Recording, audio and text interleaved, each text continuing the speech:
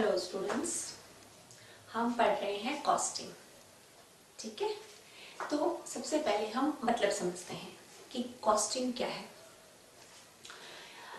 आप अपने आसपास इतनी सारी चीजें देख रहे होंगे, टेबल, चेयर, बुक्स। ठीक है, इन सब की प्राइसिंग अलग अलग है। हम कैसे इस तरह की प्राइसिंग करते हैं, कैसे किसी चीज का दाम 40 रुपीज 50 रुपीज हम किस तरह से डिसाइड करते हैं।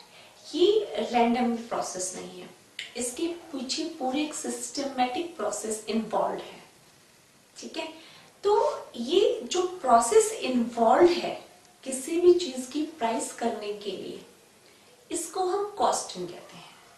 एक कॉस्टिंग, इसका मतलब कॉस्टिंग एक प्रोसेस है जो हमें हेल्प करता है किसी भी चीज के प्राइस डिटरमाइन करने के लिए।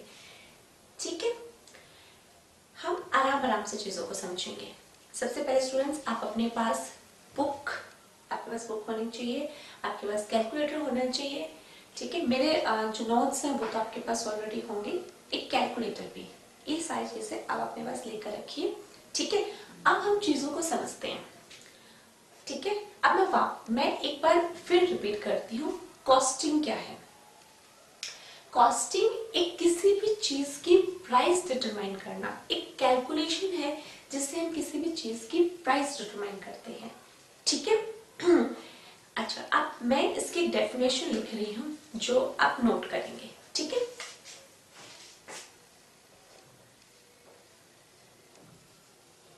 Costing it is defined as the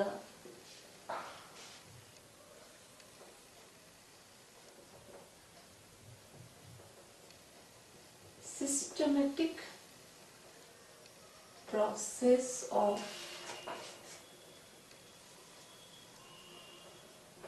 calculating cost of products manufactured. ठीक है, it is defined as the systematic process of calculating cost of products manufactured. इसका मतलब कि जो भी प्रोडक्ट्स मैन्युफैक्चर किए जाते हैं, बनाए जाते हैं, उनकी कॉस्ट को कैलकुलेट करने का तरीका कॉस्ट है। ठीक है, सिंपल सी बात है। किसी भी चीज का हमें अगर प्राइस पता करना हो तो उससे सबसे पहले हमें उसकी पता करना पड़ेगा कि उसके बनाने की लागत कितनी है, उसके बनाने की कॉस्ट कितनी है। तभी उसके अंदर हम जितना मुनाफा कमाना चाहते हैं, means profit margin add up करके एक सेलिंग प्राइस निकाला जाता है। तो किसी भी चीज के प्राइस डिटरमाइन करने के पीछे मेन चीज का जानना जो कॉस्ट है वो बहुत जरूरी है। ठीक है, आप इस डेफिनेशन को आप नोट करेंगे, कॉस्टिंग के डेफिनेशंस को।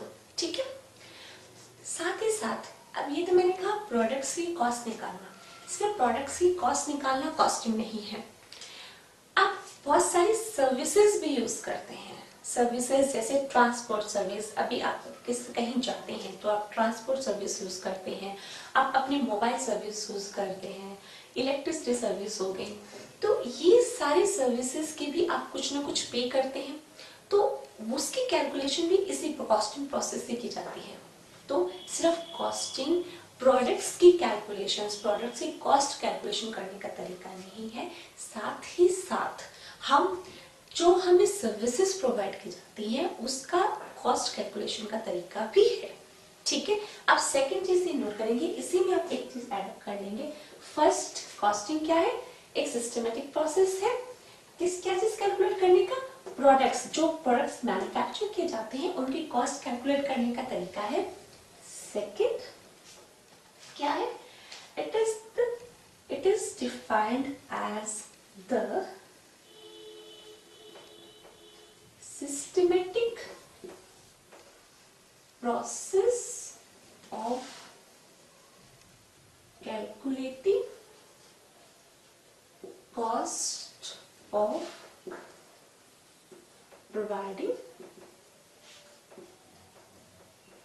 सर्विसेज। ठीक है, जो कॉस्ट प्रोवाइड की जाती, जो सर्विसेज प्रोवाइड की जाती है, उनकी कॉस्ट कैलकुलेशन का तरीका भी कॉस्टिंग कहलाता है। ठीक है, हमने अब ये तो जान लिया, यहाँ तक आप समझ गए होंगे कि कॉस्ट क्या है, व्हाट इज कॉस्ट। ठीक है, अब ये डेफिनेशन आपको जो असाइनमेंट प्रोवाइड की गई है उसमें भी गिवन है। ठीक है, लेकिन फिर भी आप अपने हाथ से इसको नोट कर लीजिए ताकि आप बेटर उसको लर्न कर पाएंगे। ठीक है, अब सेकंड हमें क्या क्वेश्चन जानना है कि हाउ इट इज कैलकुलेटेड, हम कॉस्ट कैसे कैलकुलेट करते हैं। इसके लिए हम ध्यान से पहले समझेंगे, आपको भी नोट नहीं करना है, जब मैं कहूंगी आपको नोट करने के लिए तभी आप करेंगे। ठीक है, अभी आप इस कंसेप्ट को ध्यान से समझिए कि हम कॉस्ट कैसे कैलकुलेट करते हैं। एक छोटा सा एग्जाम्पल फ्रेम करेंगे, उसको समझेंगे, उसके बाद मैं आपको नोट करने के लिए टाइम दूंगी। ठीक है,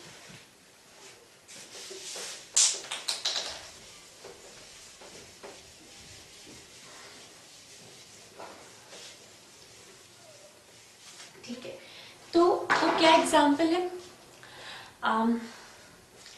एक पर्सन का नाम लेते हैं राजू।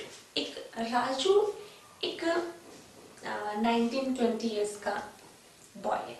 ठीक है, उसको अपनी लाइफ चलाने के लिए उसको कुछ ना कुछ तो करना था। उसने सोचा कि मैं कुछ चीज बनाता हूँ, उसको खाने में ज्यादा दिलचस्पी थी, तो उसने सोचा कि मैं कुछ ऐसी चीज बनाऊं जो सब लोगों की फेवरेट हो। अब लोगों की क्या फेवरेट है, यस बर्गर। ठीक है, तो उसने यही सोचा कि मैं बर्गर बनाता हूँ। ठीक है, तो उसने जितनी भी रिक्वायरमेंट्स थी वो सारे रिक्वायरमेंट्स इकट्ठा गए, वो सब चीजें लेकर आया। ठीक है, अब वो क्या क्या लेकर, इसने क्या क्या चीजें लेकर आया है वो हम देखते हैं। ठीक है, मैं इस चीज को आपको बता रही हूँ कि वो आप ये चीज साथ मेरे साथ नोट कर सकते हैं कि उसको क्या क्या, जब मैं इसको समझाऊंगी कि कैसे कैलकुलेट करेंगे उसकी कॉस्ट बर्गर की, तब आप सिर्फ समझेंगे। अब आप मेरे साथ नोट कर सकते हैं। ठीक है, तो सबसे पहले तो राजू लेकर आया एक रेडी।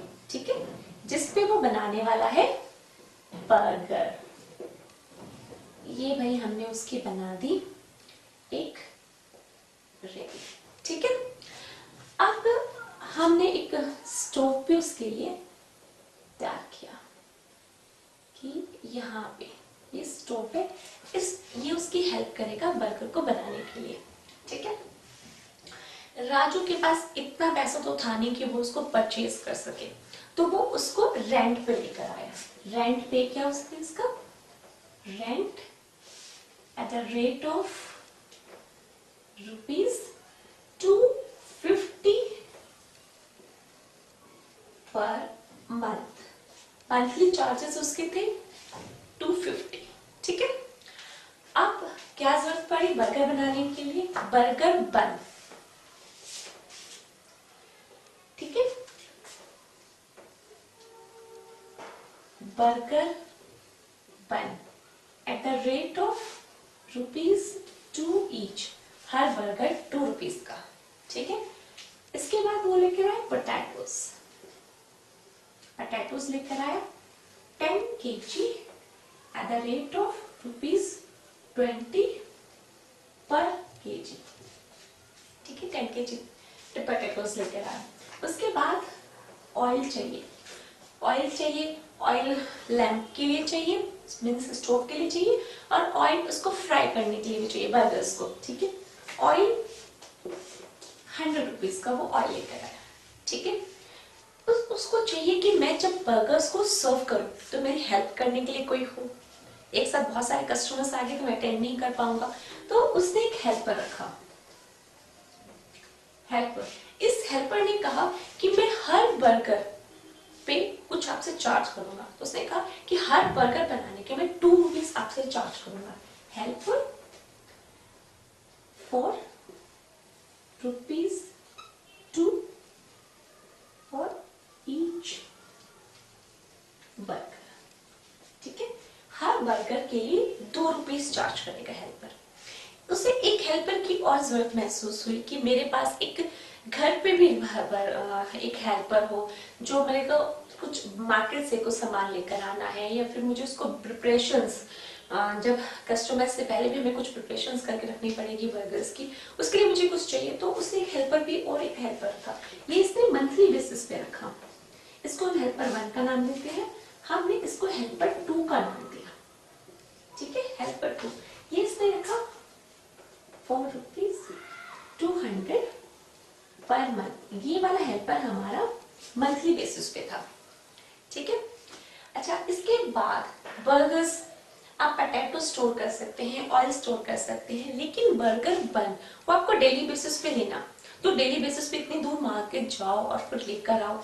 तो उसने एक डिलीवरी बॉयज के साथ कॉन्ट्रैक्ट किया कि आप मुझे रोज के बेसिस पे बर्गर दोगे। तो उस कितने चार्जेस हुए उसके, वो एक्सपेंस क्या था, delivery van expenses at the rate of rupees, मतलब 50 पैसा पर बर्गर। देखा कि हर बर्गर डिलीवर करने के लिए मैं आपसे 50 पैसा लूंगा। ठीक है, तो ये सारे एक्सपेंसेस की लिस्ट है जो राजू ने इनकर किया। अच्छा, राजू ने ये मंथली बेसिस पे, मंथ के पूरे मंथ में उसका कितना बिकने वाला, उसने एस्टिमेट लगाया कि मेरे 100 बर्गर्स मैं सेल कर लूंगा। इसी हिसाब से उसने ये मटेरियल्स इकट्ठा किए थे। ठीक है, ये आपने नोट कर लिया मेरे साथ साथ कि ये राजू ने अपने एक्सपेंसेस की लिस्ट बनाई है। अब राजू आपसे डिमांड कर रहा है कि मैं बर्गर का क्या प्राइस रखूं, वो आपसे जानना चाह रहा है। हम हेल्प करते हैं, हमने अभी पढ़ना स्टार्ट किया है, कोई बात नहीं, मैं आपकी हेल्प करूंगी इसकी कॉस्ट कैलकुलेट करने में कि राजू के बर्गर की कॉस्ट क्या है, कितना प्रॉफिट रखेगा और बर्गर किस प्राइस पे सेल करेगा। ठीक है, शुरू करें। ठीक है, अब हालांकि आपने ये सब चीजें नोट कर ली है, तो मैं इसको इरेज कर देती हूँ ताकि हमें सफिशिएंट स्पेस मिले अपने कैलकुलेशंस के लिए। ठीक है,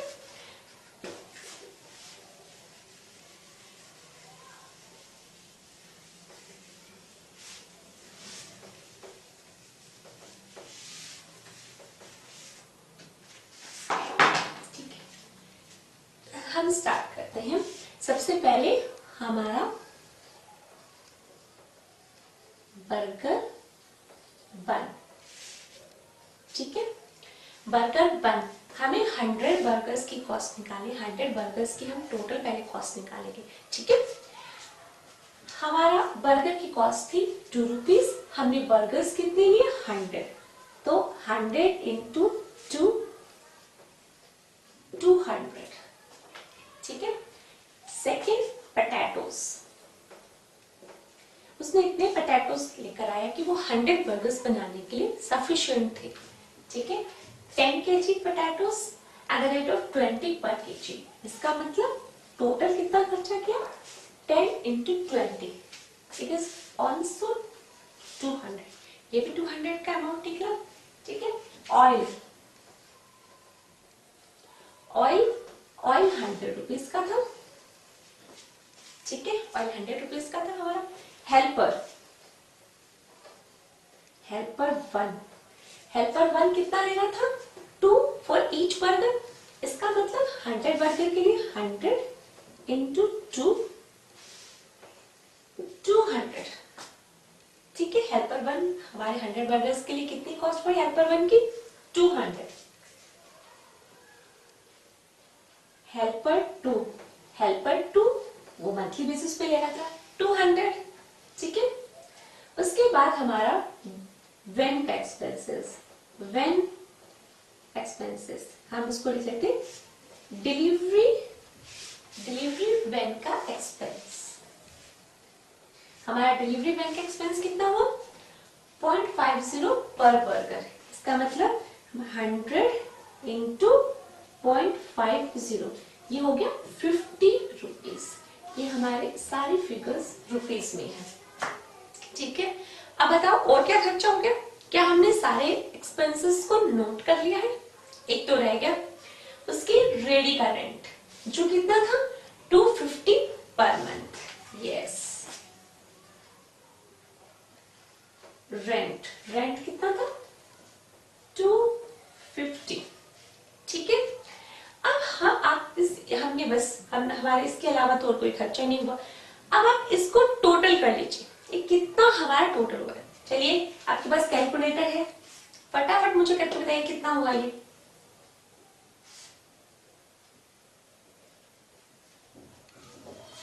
ये हमारा हुआ 1200, ठीक है। हो गया, ठीक है। यहां तक आपने कैलकुलेट कर लिया, हमारी आई फिगर कितनी? 1200, ठीक है। अब मैं बाकी का ये हमें इसकी कोई जरूरत नहीं है अभी, हमने इसको इरेज किया।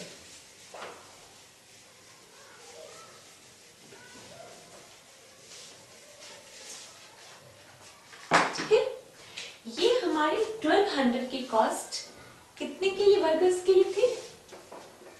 1200 रुपीज, 1200 फॉर 100 बर्गर, ठीक है। इसका मतलब कॉस्ट ऑफ वन बर्गर, एक बर्गर की कॉस्ट कितनी होगी?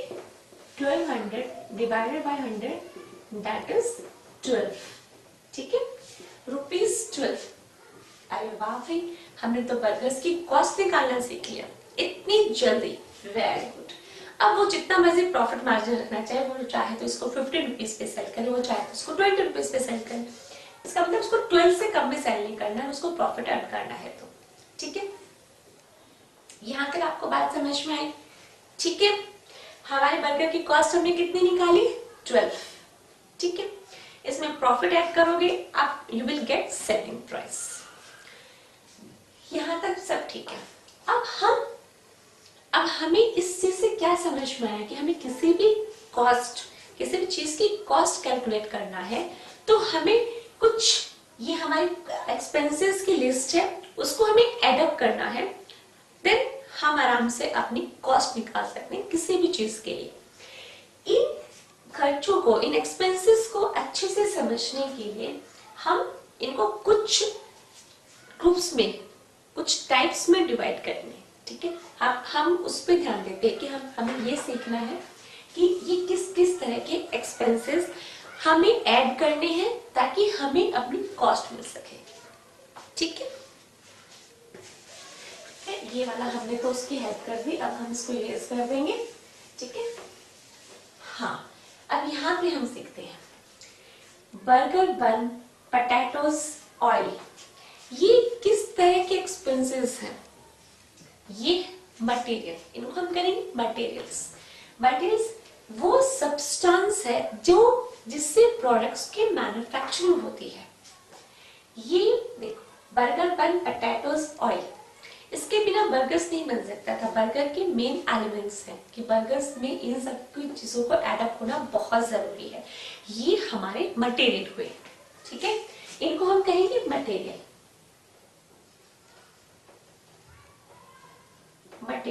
ठीक है।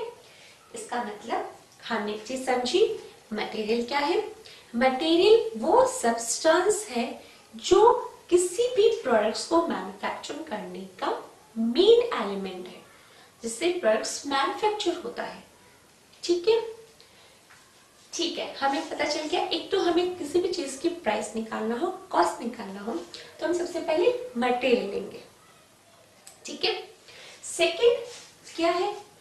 ये हमारे हेल्पर 1, हेल्पर 2। अब हमने मटेरियल तो ले आए, हमें पता है किसी भी चीज को बनाने के लिए हमें मटेरियल चाहिए, लेकिन मटेरियल को बनाना, उसको असेंबल करना, ठीक है, हम कितनी भी हम ऑटोमोटिव हो जाए, लेकिन ह्यूमन हेल्प के बिना तो कुछ भी नहीं हो सकता। मशीन्स को चलाने के लिए भी तो ह्यूमन की जरूरत होती है। अब हमें किसी भी चीज को बनाने के लिए एक ह्यूमन एफर्ट चाहिए, और ह्यूमन एफर्ट को हम पे करते हैं by the way of wages, by way of salaries.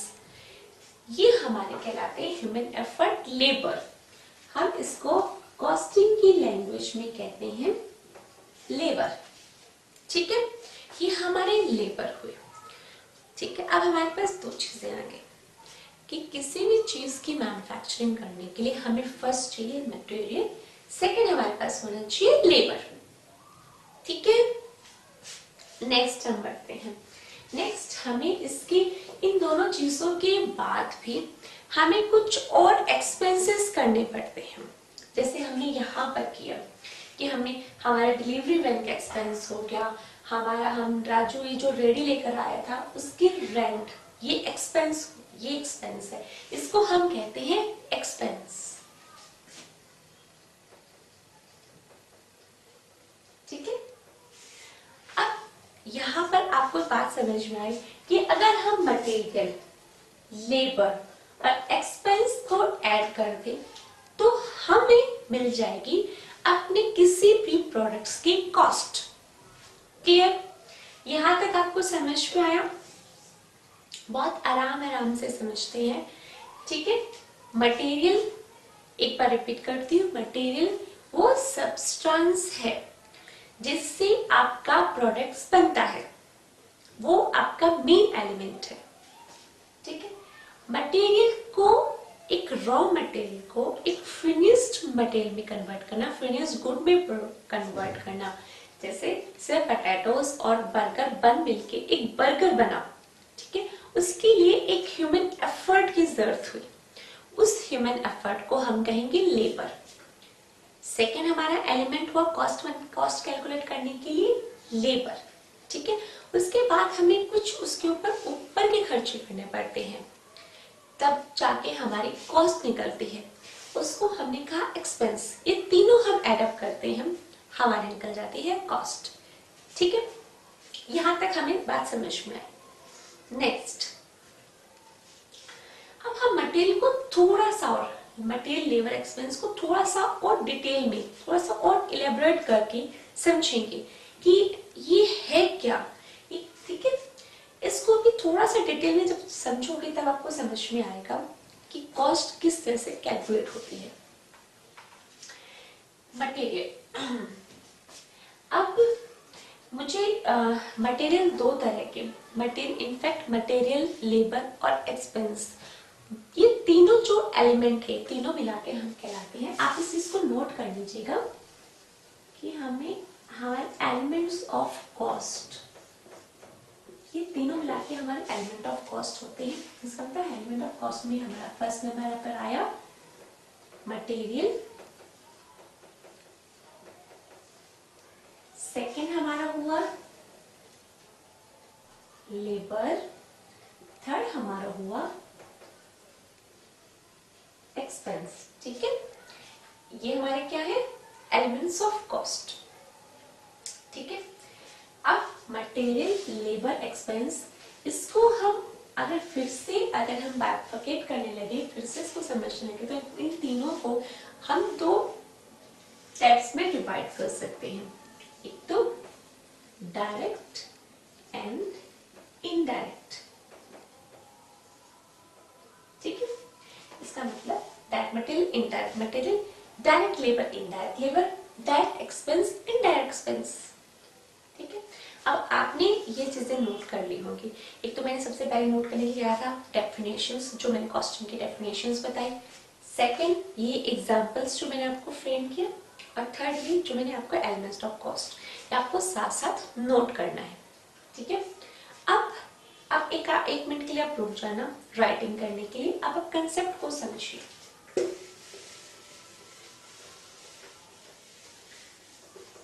आप अपना जो अभी मैंने जो आपको एग्जाम्पल बताया था, वो एग्जाम्पल आप अपनी कॉपी में फिर से देखिए। ये तो हमने जो कॉस्ट निकाली थी, हमने सारी कॉस्ट टुगेदर हमने 100 बर्गर्स की निकाली थी।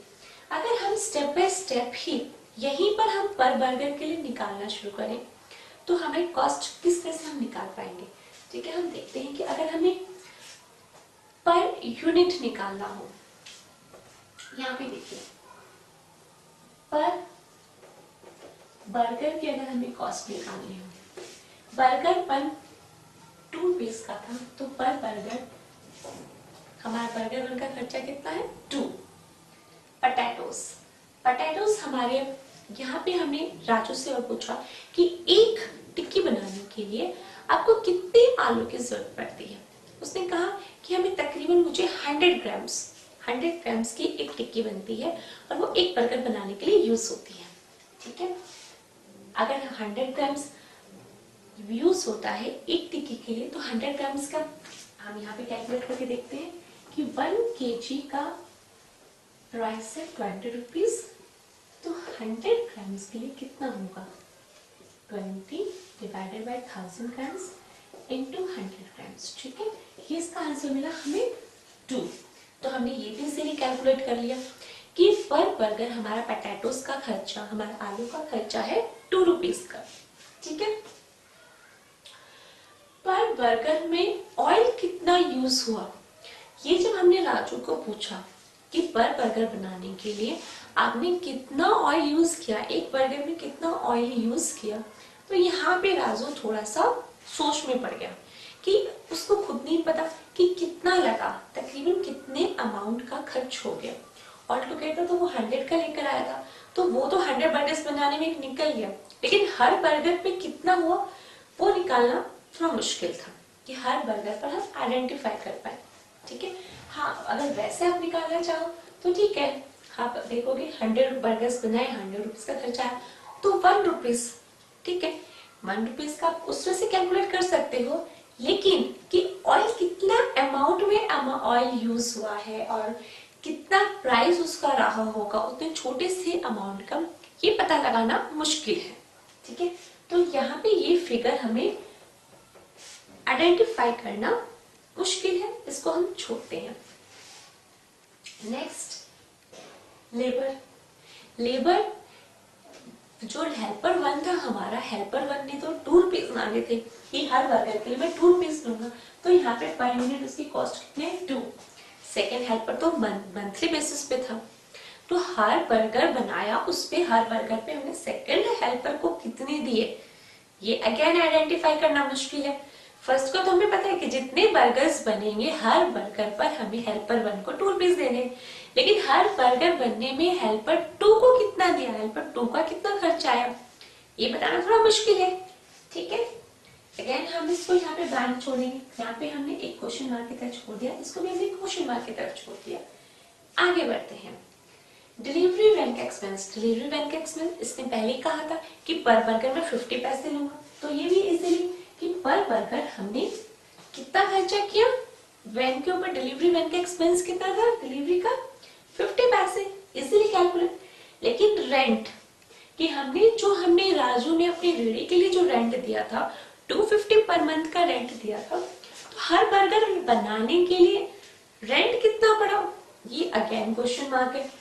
ठीक है, तो हमें अपने 4 बातों का जवाब तो मिला कि बर्गर की उनकी हम कॉस्ट, हमें हर बर्गर के ऊपर कितना उनका एक्सपेंस आया वो हम इजीली आइडेंटिफाई कर पा रहे हैं, लेकिन यहाँ पे नहीं कर पा रहे। ठीक है, अब यहीं पे हमारा शुरू होता है डायरेक्ट इनडायरेक्ट का कंसेप्ट। ठीक है, यहाँ पे जिस एक्सपेंस की कॉस्ट हम पर यूनिट इजीली आइडेंटिफाई कर पा रहे हैं वो हमारा है डायरेक्ट एक्सपेंस, चाहे वो डायरेक्ट मटेरियल हो, डायरेक्ट लेबर हो, डायरेक्ट एक्सपेंस हो। मतलब एक मिनट आप समझिए, उसके बाद आप इसको नोट करिएगा कि यहाँ पे बर्गर पता है 2 रुपीज लगा पर बर्गर बनाने के लिए, तो ये हमारा है डायरेक्ट मटेरियल। ठीक है, यहाँ पे पोटैटोस अगेन 2 रुपीज खर्च हुए पर बर्गर बनाने के लिए, हर बर्गर के लिए हमने 2 रुपीज खर्च किए, अगेन ये हमारा डायरेक्ट मटेरियल है, डायरेक्ट मटेरियल। यहाँ पे ऑयल, हर बर्गर के लिए कितना ऑयल खर्च हुआ, कितने रुपीस का ऑयल खर्च हुआ, ये क्वेश्चन मार्क था। इसका मतलब ये हमारा इनडायरेक्ट मटेरियल, ये हमारा इनडायरेक्ट मटेरियल हुआ।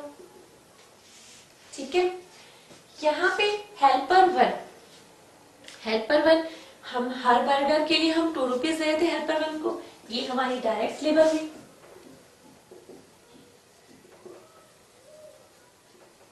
हेल्पर टू मंथली बेसिस पे था, पर बर्गर के लिए हम उसकी कॉस्ट नहीं असर्टन कर पा रहे, तो ये हमारा हुआ indirect labour. Delivery van expense, delivery का खर्चा 50 पैसे का, इजिली हमें सर्टन कर पाए। ये हमारा हुआ डायरेक्ट एक्सपेंस।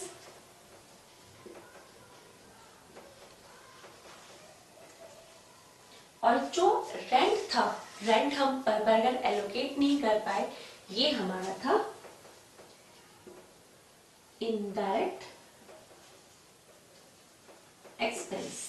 ठीक है, अब आपने क्या समझा, मैंने ये कंसेप्ट बताया, इससे क्या समझ में आया आपको? आपको ये समझ में आया कि जो खर्चा हम पर यूनिट इजीली से आइडेंटिफाई कर पा रहे हैं वो तो सारे हैं डायरेक्ट, और जो पर यूनिट हम नहीं आइडेंटिफाई कर पा रहे हैं वो हमारा क्या है? यस, वो हमारा है इनडायरेक्ट एक्सपेंस। ठीक है, मैं फिर से आपको एक चीज लिखाती हूँ, आप इस चीज को नोट करिए। ठीक है, कि direct material is the material the price of which can be easily identified on specific physical units. मैं आप इसमें आपको लिख कर देती हूँ। ठीक है, फिर आप इसको नोट करिएगा।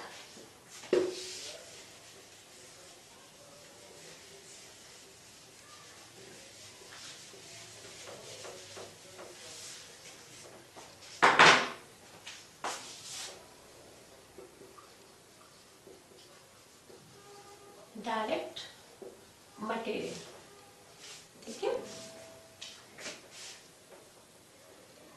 डायरेक्ट मटेरियल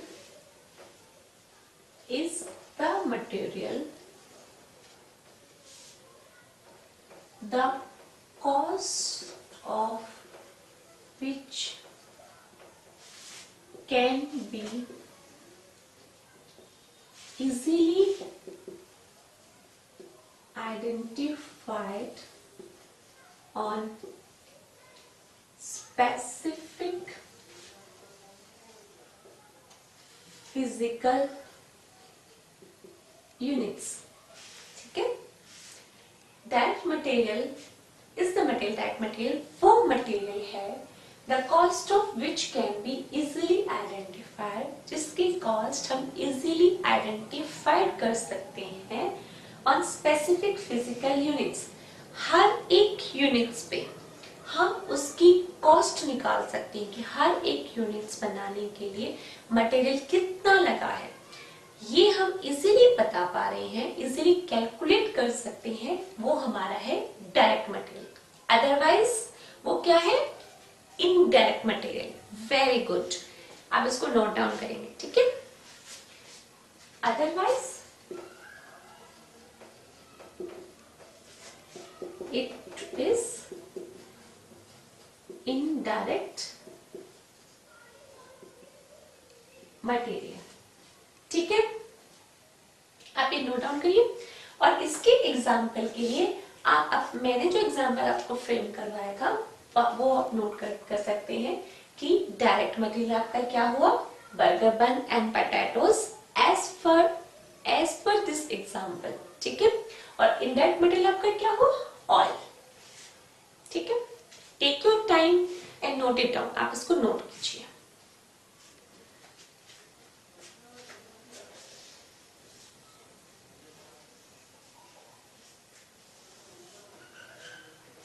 ठीक है स्टूडेंट्स, अब नोट कीजिए। इसी तरह से अब लेबर की डेफिनेशंस आप फिर से नोट करेंगे। मुझे सिर्फ यहाँ पे ऐड अप करना है डायरेक्ट लेबर, मटेरियल की जगह मुझे सिर्फ यहाँ पे लेबर लिखना है। लेकिन आप फिर से पूरा डेफिनेशंस लिखेंगे डायरेक्ट लेबर की। Direct labor is the labor the cost of which can be easily identified on specific physical units। Direct labor वो लेबर है जिसकी कॉस्ट आप इजीली आइडेंटिफाई कर सकते हैं on specific physical units. Her units पे आप इजीली आइडेंटिफाई कर सकते हैं कि हर यूनिट्स बनाने के लिए लेबर को कितना पे किया गया है। ठीक है, अगर आप इजीली आइडेंटिफाई नहीं कर पा रहे तो वो इनडायरेक्ट लेबर है।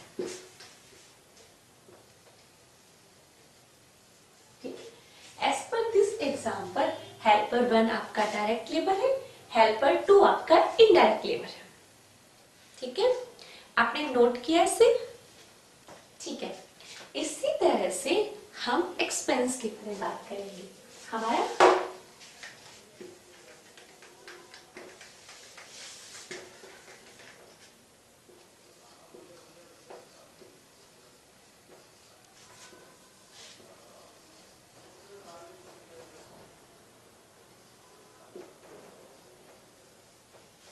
ठीक है कि direct expense is the expense the cost of which can be easily identified on specific physical units।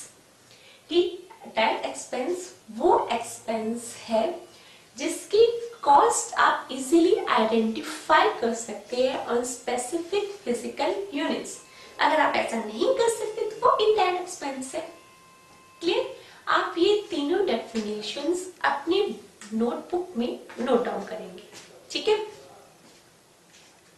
यहां तक हमें समझ में आ गया कि हमें किसी भी चीज की, प्रोडक्ट्स की, अगर हमें कॉस्ट कैलकुलेट करनी है तो उसके लिए मटेरियल, लेबर और एक्सपेंस को एड अप करना है। उसके बाद हमने ये भी सीख लिया कि मटेरियल दो तरह के हैं, indirect material, direct material. Labour भी दो तरह के, direct labour, indirect labour. Expense भी दो तरह के, डायरेक्ट एक्सपेंस, इनडायरेक्ट एक्सपेंस। यहाँ तक हमने अपनी स्टडी पूरी की। अब हम इसकी आगे बढ़ते हैं।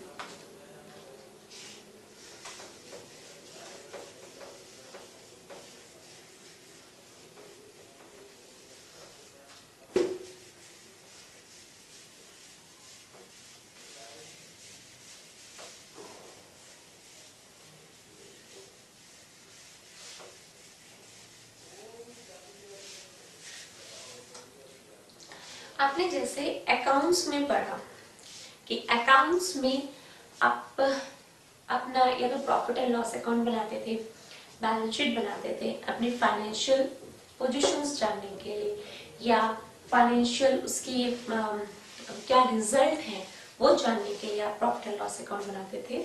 उसी तरह से कॉस्टिंग में भी एक सिस्टमेटिक ढंग से ये सब चीजें कैलकुलेट की जाती हैं, कॉस्ट कैलकुलेट की जाती है। एक फॉर्मेट होता है जो हम बनाते हैं, जैसे प्रॉफिट लॉस अकाउंट बनता है, वो अकाउंट है, यहाँ पे हम एक स्टेटमेंट तैयार करते हैं। ठीक है, इसको कहते हैं कॉस्ट शीट। जो हमने अभी जो हमने एग्जाम्पल में कॉस्ट निकाली थी, उसको हम एक प्रॉपर वे में, एक सिस्टमेटिक ढंग में हम सीखेंगे। इसको किस तरह से, इसको हम कॉस्ट शीट जो हम बनाएंगे, हम इसको कहते हैं कॉस्ट शीट। ठीक है, अब जो हमने डायरेक्ट मटेरियल, इनडायरेक्ट मटेरियल ये सब लिखे, ये सारे हम यहाँ पर एड अप करेंगे इस फॉर्मेट में कि हमारे यहाँ पे हमारा बनेगा पर्टिकुलर्स। ठीक है, यहाँ पे हमें जो भी कैलकुलेशंस करनी है ये हमारे डिटेल्स फॉर्म में, और यहाँ पे हमारा अल्टीमेट रिजल्ट आएगा रुपीज, हम यहाँ पर एड अप करेंगे, हमारा कॉस्ट यहाँ पे आ जाएगा।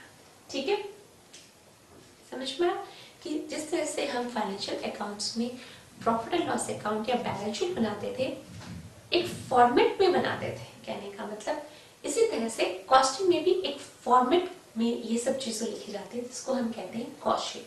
कॉस्ट शीट की फॉर्मेट कुछ इस तरह से होती है, उसमें मोस्टली 3 पार्ट्स होते हैं। जनरली मैं कह रही हूँ, इसमें बाकी और कुछ भी हम कॉलम्स ऐड अप कर सकते हैं as per the requirement of the questions. ठीक है, जनरली इसमें 3 पार्ट्स होते हैं। फर्स्ट पर्टिकुलर्स का, सेकंड डिटेल्स जहाँ पे हम अपनी कैलकुलेशंस करते हैं, थर्ड अल्टीमेटली हमारे कैलकुलेशन होकर एक फाइनल फिगर यहाँ पर आ जाती है।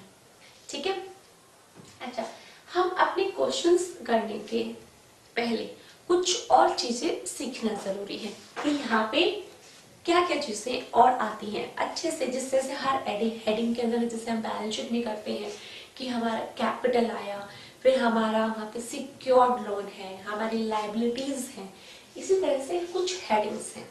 वो हेडिंग्स अब हम, हमारा नेक्स्ट स्टेप है उन्हीं हेडिंग्स को सीखने का। ठीक है,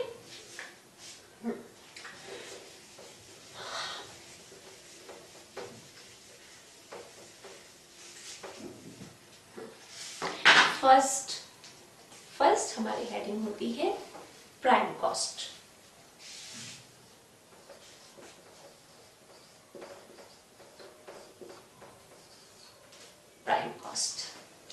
प्राइम कॉस्ट क्या है?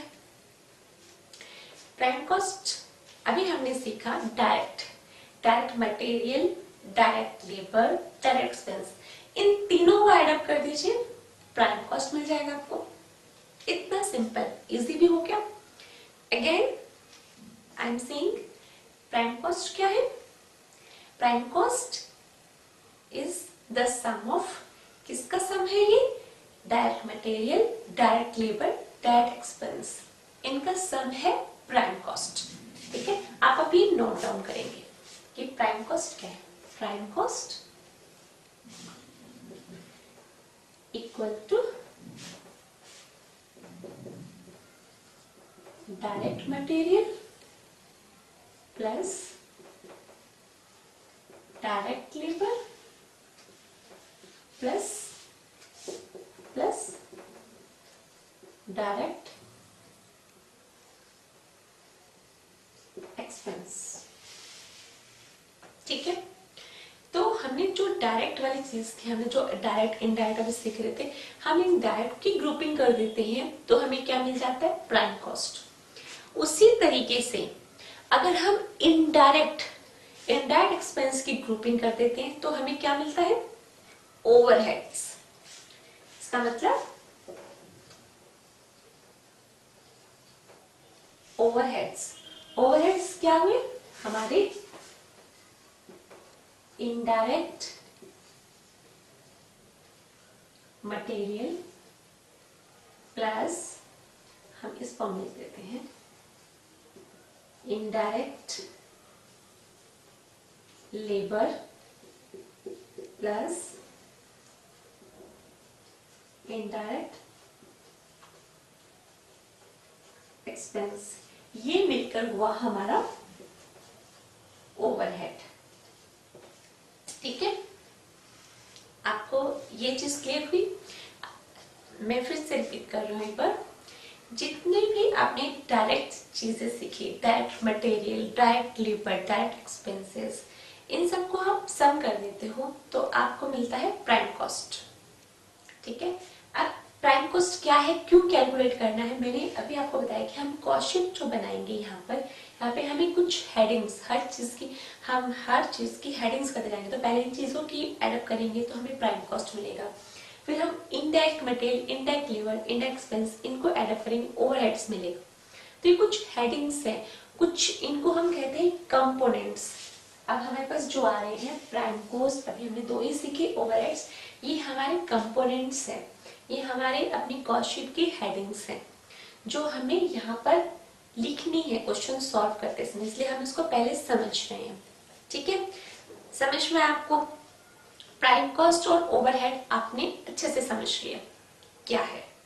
ठीक है, प्राइम कॉस्ट डायरेक्ट चीजों को, सब कुछ डायरेक्ट मटेरियल को, डायरेक्ट लेबर को, एक्सपेंस को एडअप करोगे, प्राइम कॉस्ट मिलेगा। और इसी तरह से इन तीनों, अगर ये इनडायरेक्ट है, इनको एडअप करोगे तो आपको ओवरहेड्स मिलेंगे। ठीक, डायरेक्ट वाला तो डायरेक्ट में हमने सीख लिया, डायरेक्ट का और कोई काम नहीं। हाँ, इनडायरेक्ट को थोड़ा सा और सीखना बाकी है हमें। ठीक है, सीखे? यहां तक आपने नोट किया प्राइम कॉस्ट और ओवरहेड, आप इसको नोट कीजिए।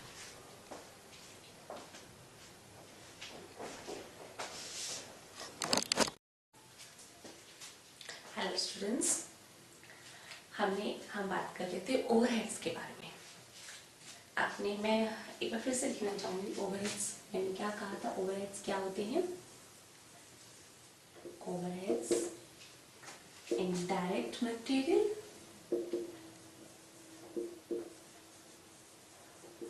प्लस इनडायरेक्ट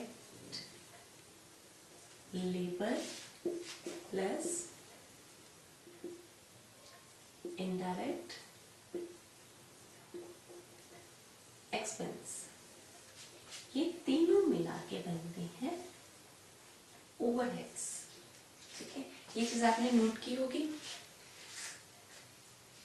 ओवरहेड्स को थोड़ा सा इस टर्म को अच्छे से समझते हैं। ओवरहेड्स आखिर है क्या? ओवरहेड्स ऐसे खर्चे हैं जो आपको प्रोडक्ट देखने पे आप उसको आइडेंटिफाई नहीं कर पाते हैं, मतलब हिडन है। ठीक है, कुछ कोई भी प्रोडक्ट्स ले लीजिए, उसके साथ अगर क्या क्या खर्चे हो सकते हैं वो नोटिस कर सकते हैं, वो आइडेंटिफाई कर सकते हैं, जैसे मैंने पहले ही बताया। तो वो आपके डायरेक्ट ओवरहेड्स डायरेक्ट एक्सपेंस होते हैं, डायरेक्ट मटेरियल होते हैं, या वो डायरेक्ट लेबर। लेकिन यही जब हम नोटिस नहीं कर पाते हैं वो हमारे होते हैं ओवरहेड्स। इसका मतलब ओवरहेड्स का मतलब है कि कुछ हिडन एक्सपेंसेस, कुछ अननोटिस्ड एक्सपेंसेस। ठीक है, ओवरहेड्स ऊपरी खर्चे। एक एग्जाम्पल से और समझाती हूँ। ऐसे आपकी फील्ड का एक एग्जाम्पल है, जैसे मूवी आप लोगों को बहुत पसंद है, आपने मूवी देखी, मूवी के अंदर आपको कुछ किरदार नजर आते हैं, लेकिन मूवी सिर्फ उन किरदारों से लेकर नहीं बनती है। उनके पीछे एक मूवी को बनाने के लिए, उसको तैयार करने के लिए बहुत सारे लोगों का इन्वॉल्व होते हैं, बहुत सारे लोगों का सहयोग होता है। उसके अंदर कैमरामैन भी होता है, डायरेक्टर्स भी होते हैं, प्रोडक्शन मैनेजर्स भी होते हैं। ठीक है, बहुत सारी एक यूनिट होती है। लेकिन आपको क्या, आप क्या किस चीज, आप कुछ ही लोगों को नोटिस करते हैं जो आपको स्क्रीन पे दिखाई देते हैं। इसी तरीके से ओवरहेड्स वो खर्चे हैं जो स्क्रीन पे, मतलब प्रोडक्ट में नहीं दिखाई देते, लेकिन हाँ प्रोडक्ट्स को बनाने के लिए वो बहुत बड़ा योगदान देते हैं, मतलब प्रोडक्ट को बनाने में अपना सपोर्ट देते हैं। तो इनको हम सपोर्टिंग एक्सपेंसेस भी कहते हैं। ठीक है, इसका मतलब ओवरहेड्स को आप कुछ भी कह लीजिए, ओवरहेड्स को आप अननोटिस्ड एक्सपेंसेस, अनआइडेंटिफाइड एक्सपेंसेस, ठीक है, आप ये सब नाम इसको दे सकते हैं, सपोर्टिंग एक्सपेंसेस। अब आपको एक समझ में आया कि ओवरहेड्स क्या है, यहाँ तक आपको क्लियर हो चुका कि ओवरहेड्स क्या है, और हमने ये भी समझ लिया कि ओवरहेड्स इन तीनों का सम है। ठीक है, अब हम आगे बढ़ते हैं। हम ओवरहेड्स तीन चीजों को मिला के बना ओवरहेड्स, लेकिन तीन टाइप्स के होते हैं। वो क्या क्या टाइप है देखिए। एक होता है फैक्ट्री ओवरहेड, जहां पे आपका प्रोडक्ट तैयार होता है वो फैक्ट्री एरिया, और वहां से रिलेटेड जो भी खर्चे हैं वो फैक्ट्री ओवरहेड। इसका मतलब अब हम जो कैटेगरी करने जा रहे हैं ओवरहेड्स की, वो प्लेस के बेसिस पे है कि जिस प्लेस पे ओवरहेड्स इनकर हुए हैं वो वहां के ओवरहेड्स हुए। ठीक है, आप मैं इसको इरेज कर रही हूँ और हम ओवरहेड्स के तीन टाइप्स के बारे में लिख रहे हैं। आप इसको मेरे साथ नोट कर सकते हैं क्योंकि उसके बाद ही मैं इसको समझाऊंगी। फर्स्ट है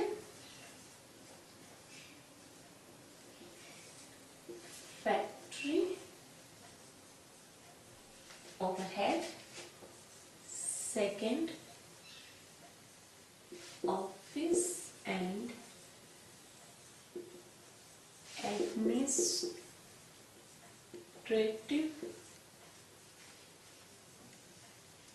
overhead, and third one is selling and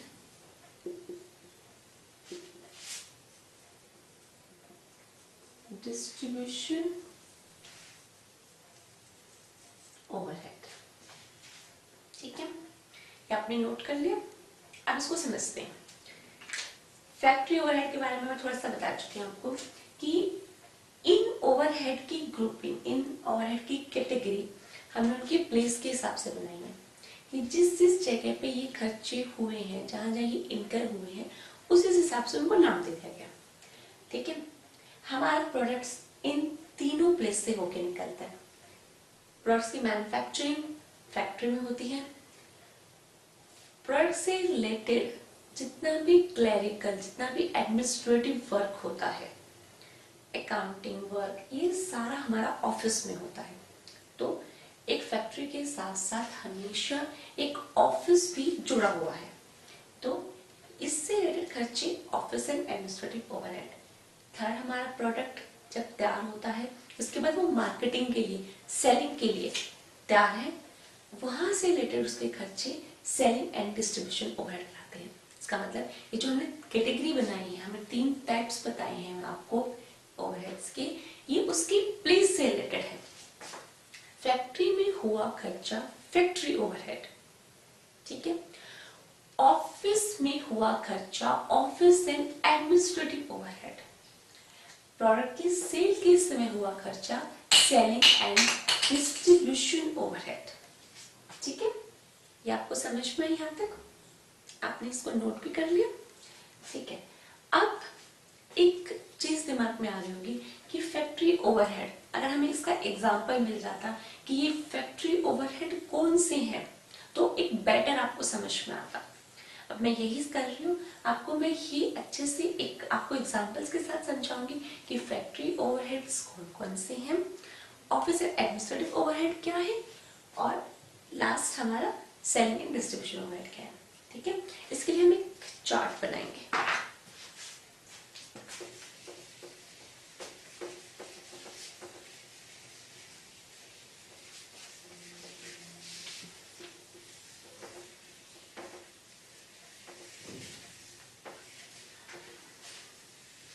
आप इसको मेरे साथ साथ नोट कर सकते हैं, क्योंकि मैं आपको समझाने के, बताने के, इसमें लिखने के साथ साथ आपको समझाऊंगी।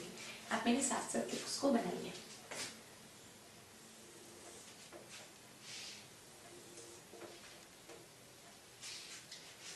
हमारा फर्स्ट ओवरहेड था फैक्ट्री ओवरहेड, ठीक है। पहले इसी के बारे में हम समझेंगे। अब मैंने आपको यही भी बताया था कि ओवरहेड हमारे किन 3 चीजों से मिला है।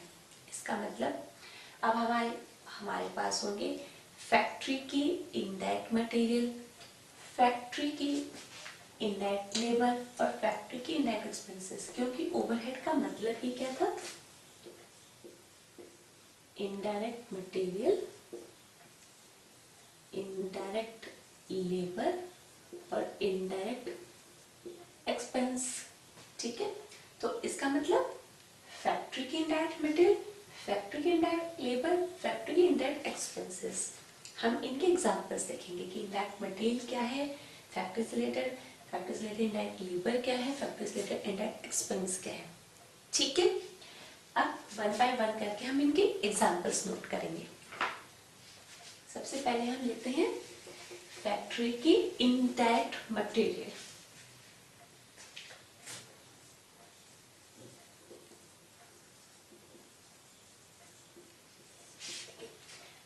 इनडायरेक्ट मटेरियल्स का क्या एग्जांपल्स हो सकता है?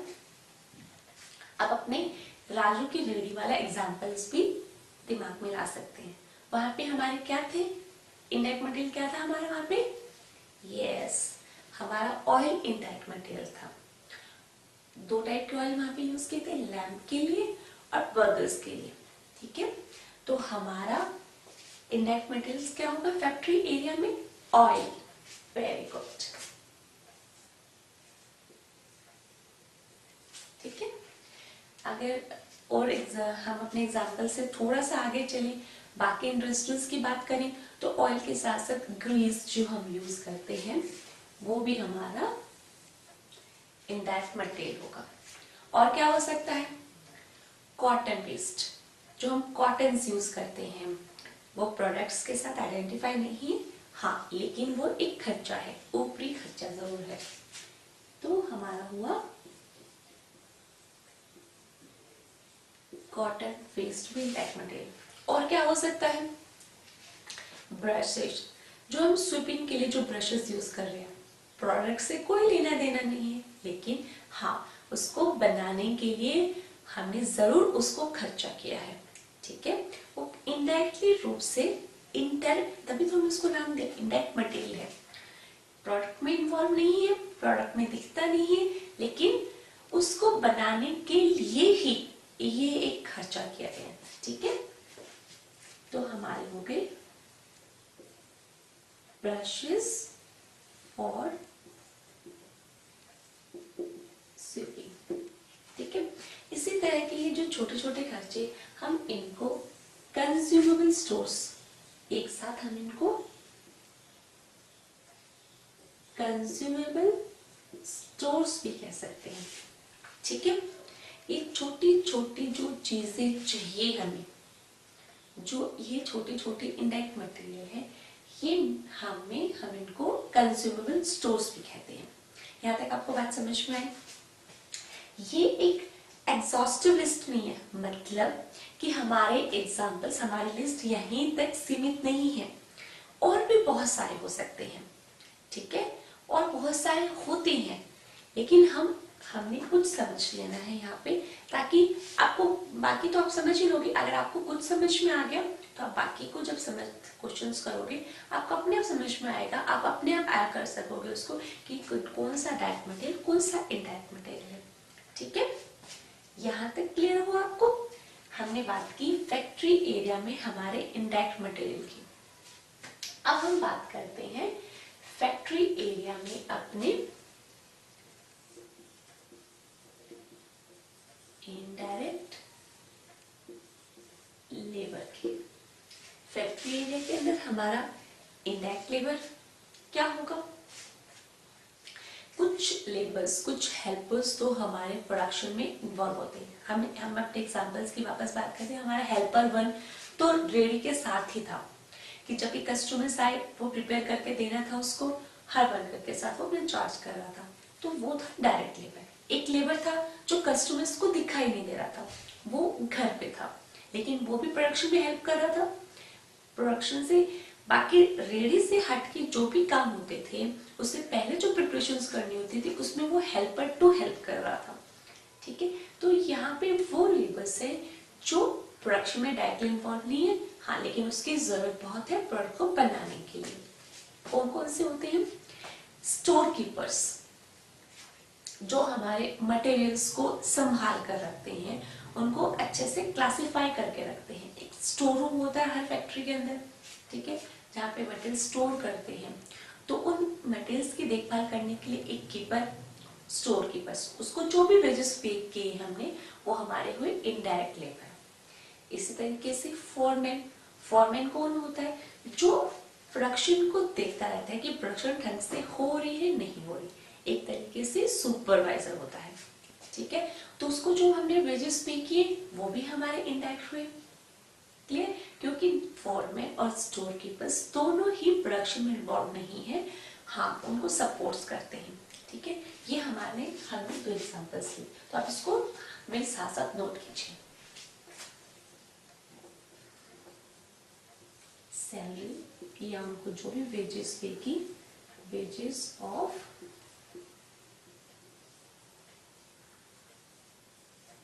स्टोर कीपर्स,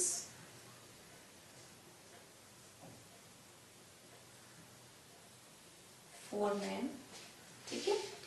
और भी लोग हो सकते हैं। एग्जांपल्स, टाइम कीपर्स, ठीक है, जो हम ये नोट करते हैं कि लेबर्स प्रोडक्शन के लिए कब आई और कब गए, ठीक है।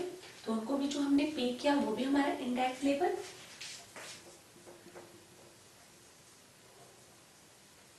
ठीक है।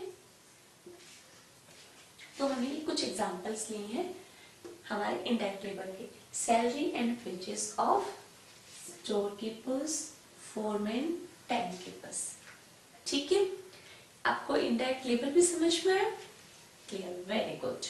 अब हम करते हैं इनडायरेक्ट एक्सपेंसेस के कुछ एग्जांपल्स।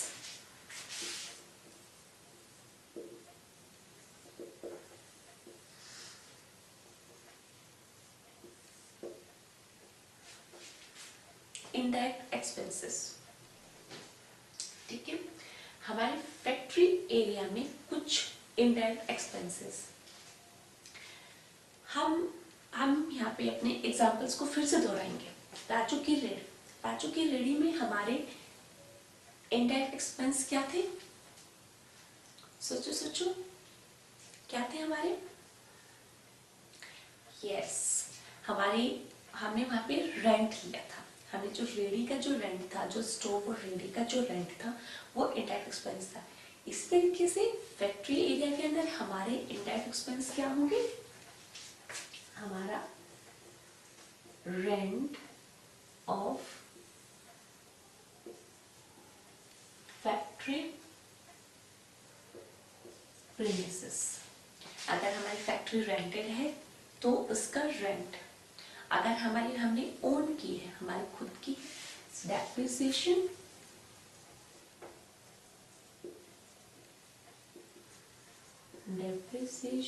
Of factory premises. ठीक है, अगर हमारी फैक्ट्री रेंट पे है तो उसका रेंट हमारे इनडायरेक्ट एक्सपेंस होगा। अगर हमारी फैक्ट्री खुद की है तो उसका डेप्रिसिएशन हमारा इनडायरेक्ट एक्सपेंस है। और क्या हो सकता है, वो जो हम पावर्स यूज कर रहे हैं, हमने प्रोडक्ट्स को मैन्युफैक्चर करने के लिए जो हमने पावर्स यूज की,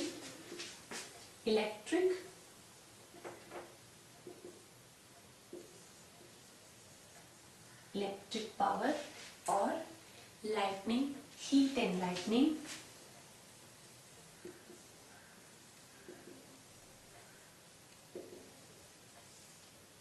ठीक है।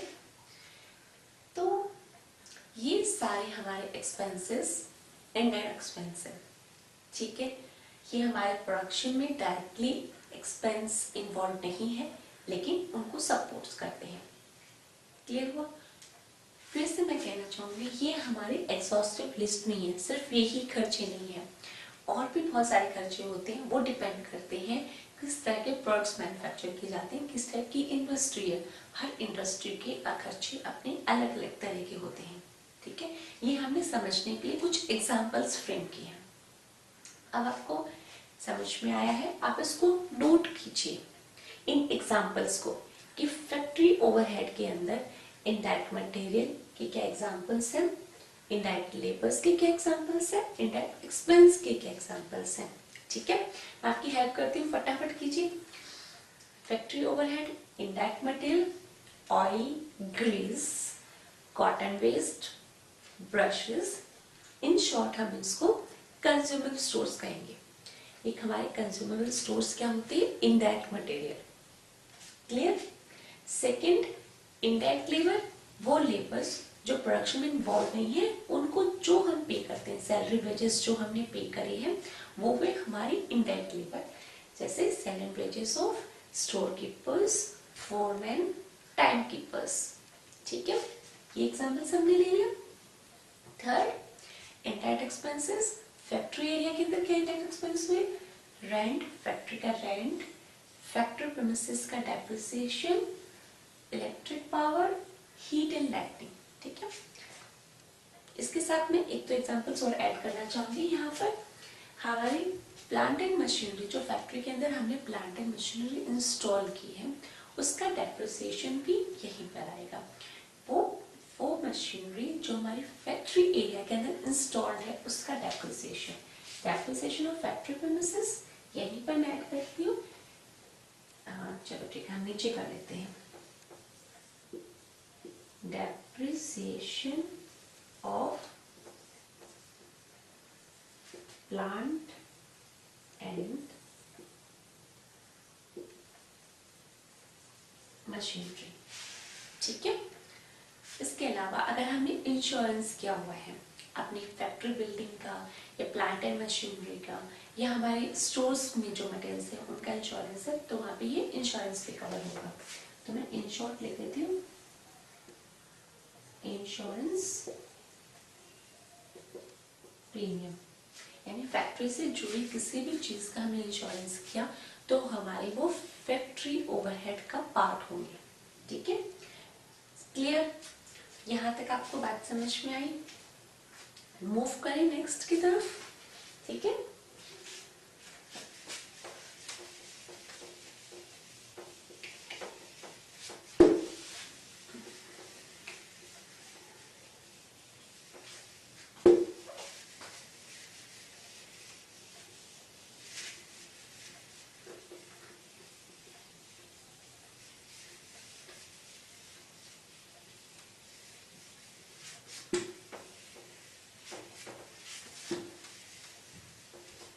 हमारा नेक्स्ट ओवरहेड क्या था?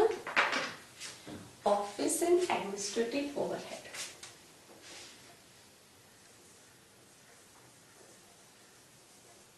Office and administrative overhead. मैंने अपने ओवरहेड को शॉर्ट फॉर्म OH में लिखा, ठीक है, लेकिन आप अपने एग्जामिनेशन में हमेशा ओवरहेड की फुल फॉर्म ही लिखेंगे, ठीक है। इनकी देखते हैं कि ऑफिस के अंदर हमारा इनडायरेक्ट मटेरियल क्या है।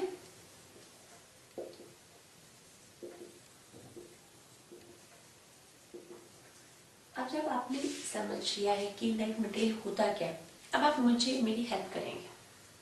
सोचिए ऑफिस के अंदर क्या मटेरियल होगा जो आपका इनडायरेक्ट कहलाएगा, ठीक है।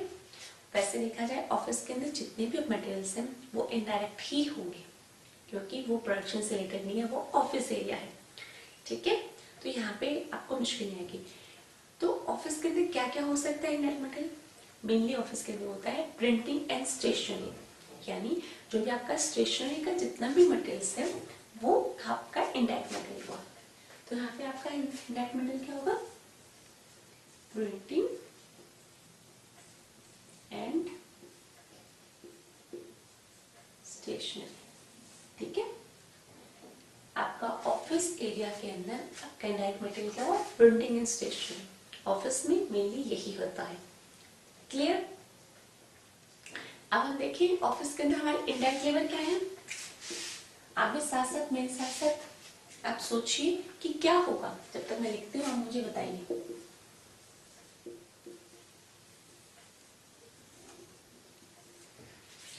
हमारे इनडायरेक्ट लेबर क्या हो सकती है? ऑफिस के इनडायरेक्ट लेबर, सोचो। हाँ, ऑफिस के जो हम स्टाफ को जो हम पे कर रहे हैं वो उनकी सैलरी हमारे इनडायरेक्ट लेबर है। ऑफिस के अंदर जितना भी स्टाफ है, चाहे वो मैनेजर्स हो, चाहे वो डायरेक्टर्स हो, चाहे अदर क्लरिकल स्टाफ्स हो, उन सब की सैलरी हमारे इनडायरेक्ट लेबर होगी, ठीक है। तो salary of office staff, office का जितना स्टाफ है उसको जो सैलरी पे कर रहे हैं वो इनडायरेक्ट लेबर। मैनेजर्स सैलरी, ये भी हमारे मैनेजर्स को थोड़ा हाई लेवल पे है, अगर हम इनको भी पे कर रहे हैं तो भी हमारी इनडायरेक्ट लेबर। अगर हम डायरेक्टर्स को दे रहे हैं डायरेक्टर्स फीस, ये भी हमारी इनडायरेक्ट लेबर है, ठीक है। तो ऑफिस के अंदर इन शॉर्ट जितने भी हमारे स्टाफ इन्वॉल्व हैं, चाहे वो क्लरिकल स्टाफ हो, चाहे वो मैनेजर्स हो, चाहे वो डायरेक्टर्स हो, उन सबको पे, उन सबकी जो पे है वो हमारे इनडायरेक्ट लेबर है, क्लियर। आगे बढ़ते हैं। Indirect expenses,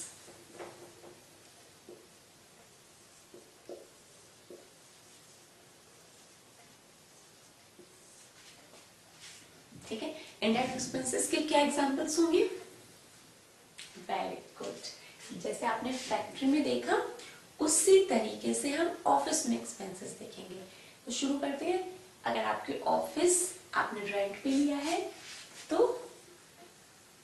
rent of office premises, good. Second, yes, अगर ऑफिस आपने खुद ऑन किया है तो उसका depreciation, depreciation of office premises, ठीक है। और किस चीज का डेप्रिसिएशन हो सकता है? फैक्ट्री के अंदर हमने प्लांट एंड मशीनरी का डेप्रिसिएशन लिया था, यहाँ पे आपकी फर्नीचर्स का, गुड।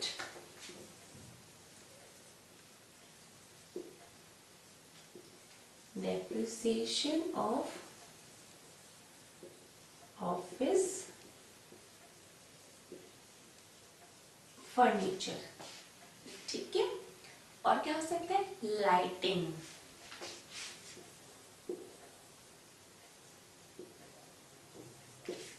ठीक है। और क्या है ऑफिस का एक्सपेंसेस? क्या हो सकता है? टेलीफोन चार्जेस,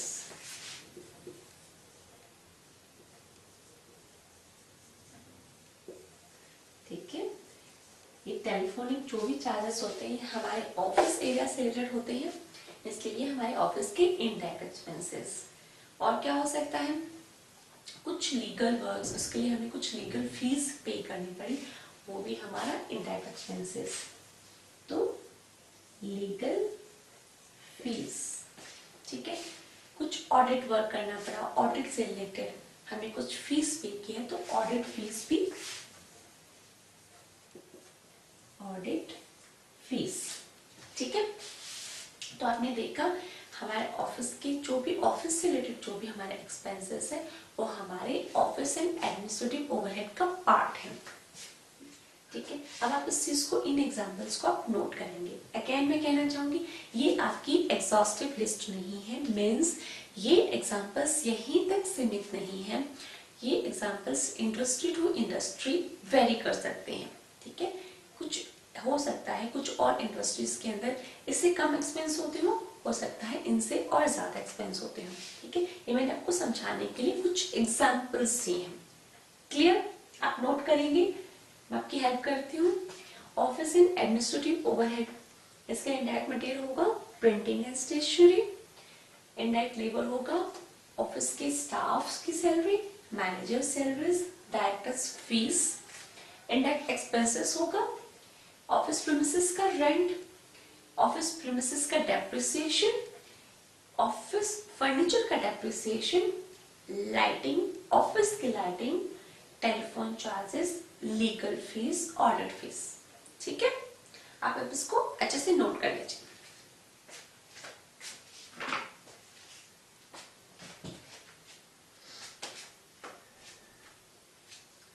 ओके स्टूडेंट्स, आपने नोट कर लिया, अब हम आगे बढ़ते हैं।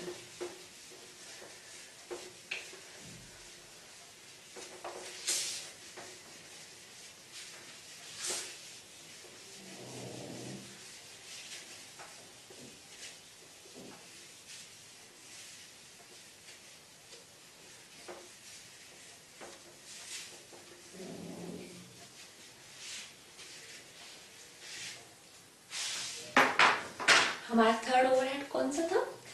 Yes, selling and distribution overhead, ठीक है।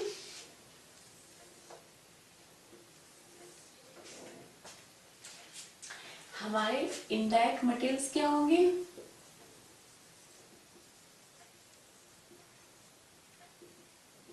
अब आपको दिख रहा है कि सेलिंग के टाइम पे हमारे इनडायरेक्ट मटेरियल्स क्या है? यस, कार्टून्स, जो हमारे कार्टन्स में हम पैक करते हैं वो पैकिंग हमारे इनडायरेक्ट मटेरियल। यहाँ पे थोड़ा सा हम समझते हैं कि कार्टन्स ही मतलब सेक्टर समझ में नहीं आना कुछ, ठीक है। हमारी पैकेजिंग दो तरीके की होती है, एक होती है प्राइमरी पैकेजिंग, एक होती है सेकेंडरी पैकेजिंग। प्राइमरी पैकेजिंग वो पैकेजिंग है जो प्रोडक्ट्स को सेल करने के लिए इंपॉर्टेंट है, मतलब वो अगर आपने पैकेजिंग नहीं की तो प्रोडक्ट सेल ही नहीं हो सकता। जैसे एग्जांपल है कोल्ड ड्रिंक का, कोल्ड ड्रिंक की जो बॉटल है अगर जब तक उसको बॉटल्स में ना डाला जाए कोल्ड ड्रिंक को, आप सेल ही नहीं कर सकते हो, आप उसको मार्केट तक ले जा ही नहीं सकते हो, तो वो आपकी हुई प्राइमरी पैकिंग। उसके बाद जब उसको कार्टन्स, उसका कुछ बॉटल्स का कार्टन्स बनाने, उसका कुछ कार्टन्स एक्सपेंसेस है, उसको कितना ही अगर आप उसको अट्रैक्टिव बनाते हैं कुछ उसके लिए एक्सपेंस करते हैं, वो सारी पैकेजिंग आपकी होगी सेकेंडरी पैकेजिंग। मतलब वो हमारे प्रोडक्ट्स को सेलिंग कंडीशन में लाने के लिए जरूरी थी, हाँ आपकी वो एडवर्टाइजमेंट का पार्ट है कि आपने उसको अट्रैक्ट बनाने के लिए, उसकी मार्केटिंग अच्छी करने के लिए आपने उसका एक्सपेंस किया, तो वो हमारी होती है सेकेंडरी पैकिंग मटेरियल, ठीक है।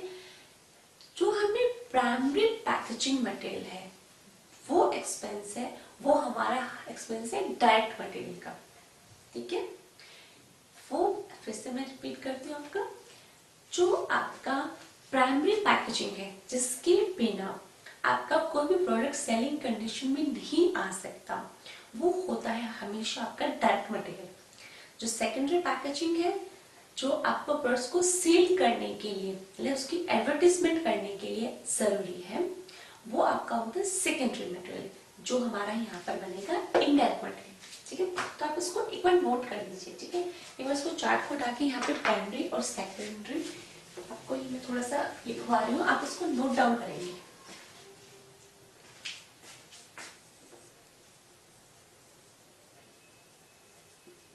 हमारी पैकेजिंग दो तरीके की, प्राइमरी, सेकेंड होता है सेकेंडरी, यानी primary packing, secondary packing. Primary packing जरूरी है प्रोडक्ट्स को सेल करने के लिए। इट इज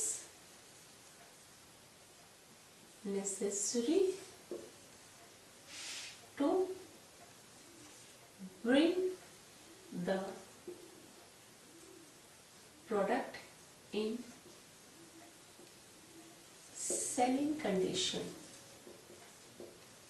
मतलब आपको प्रोडक्ट को सेल करने के लिए, सेलिंग कंडीशन में लाने के लिए ये पैकेजिंग करनी जरूरी है। ये प्राइमरी पैकिंग, ये हमेशा आपकी होगी डायरेक्ट मटेरियल का पार्ट। ठीक है, और सेकेंडरी पैकिंग क्या होती है? सेकेंडरी पैकिंग जो प्रोडक्ट्स को अट्रैक्टिव बनाने के लिए जरूरी है। It is incurred to make the product more attractive। इसका मतलब हम इसको खर्चा करते हैं प्रोडक्ट्स को ज्यादा अट्रैक्टिव बनाने के लिए, इसलिए सेकेंडरी मटेरियल। तो इसको हम क्या लेंगे? ये हमारा होगा indirect material.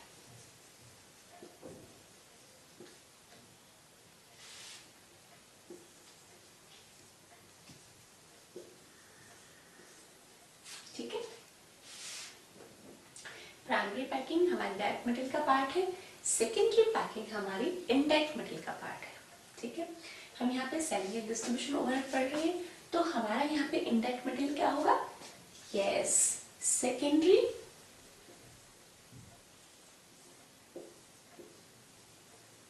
Packing.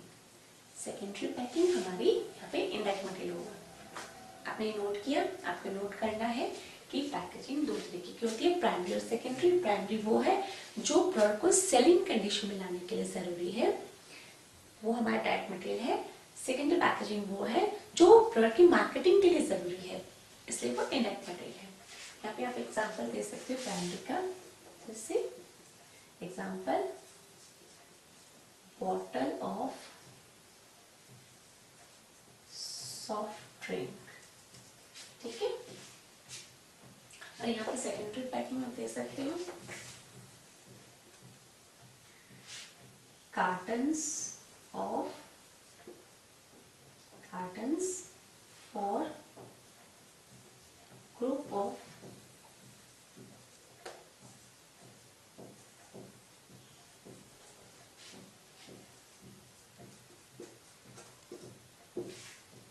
Cottons for group of cold drink bottles. Cottons की काफी बॉटल्स का जो हम एक ग्रुप बना लेते हैं कार्टन्स में डाल के, वो हमारी सेकेंडरी पैकिंग है। ठीक है, यहाँ तक आपको समझ में आया? हमने सेलिंग एंड डिस्ट्रीब्यूशन ओवरहेड का इनडायरेक्ट मटेरियल कवर किया। अब हम करेंगे इनडायरेक्ट लेबर। आपने नोट कर लिया होगा प्राइमरी और सेकेंडरी।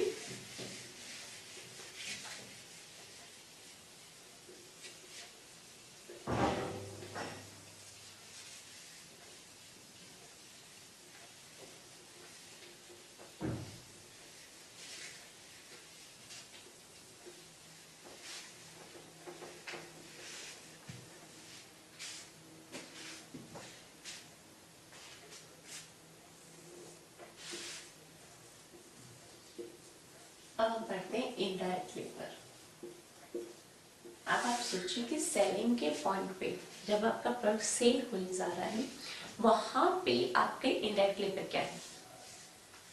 यस, सेल्समैन की सैलरी, सेल्समैन का कमीशंस, यानी जो भी आपका लेबर, जो भी आपका स्टाफ सेलिंग में इन्वॉल्व है, प्रोडक्ट की सेल करने के लिए लायबल है, उसको जो भी हम पे कर रहे हैं वो आपकी सेलिंग एंड डिस्ट्रीब्यूशन ओवरहेड का इनडायरेक्ट लेबर है। ठीक है, तो आप लिखिए सेल्समैन सैलरी, सेल्समैन कमीशन। ठीक है, यहां तक आपको समझ में आया? Next, indirect expense.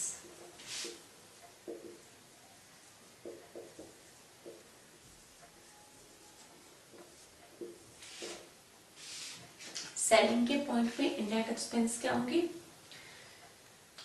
सबसे पहले आप अपने प्रोडक्ट्स की एडवर्टीजमेंट के लिए जो खर्चा करेंगे वो सारे, इसका मतलब एडवर्टाइजिंग से रिलेटेड जो भी एक्सपेंस होंगे वो आपके इनडायरेक्ट एक्सपेंस होंगे।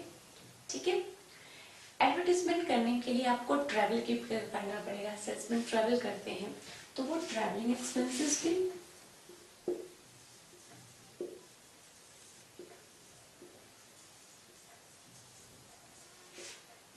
ठीक है, आपको ट्रैवल करके फिर आपको अपने प्रोडक्ट्स को कहीं ना कहीं स्टोर करते हैं, यानी सेलिंग करने के लिए उसको स्टोर करना होता है फिनिश प्रोडक्ट्स को।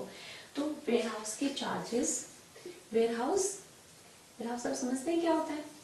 वेयर हाउस जहाँ पे आप अपने फिनिश प्रोडक्ट्स को सेल करने के लिए स्टोर करते हैं। ठीक है, तो वेयर हाउस चार्जेस ये आपके सेलिंग डिस्ट्रीब्यूशन ओवरहेड का पार्ट है। ठीक है, और क्या एक्सपेंसेस होंगे आपके यहाँ पर?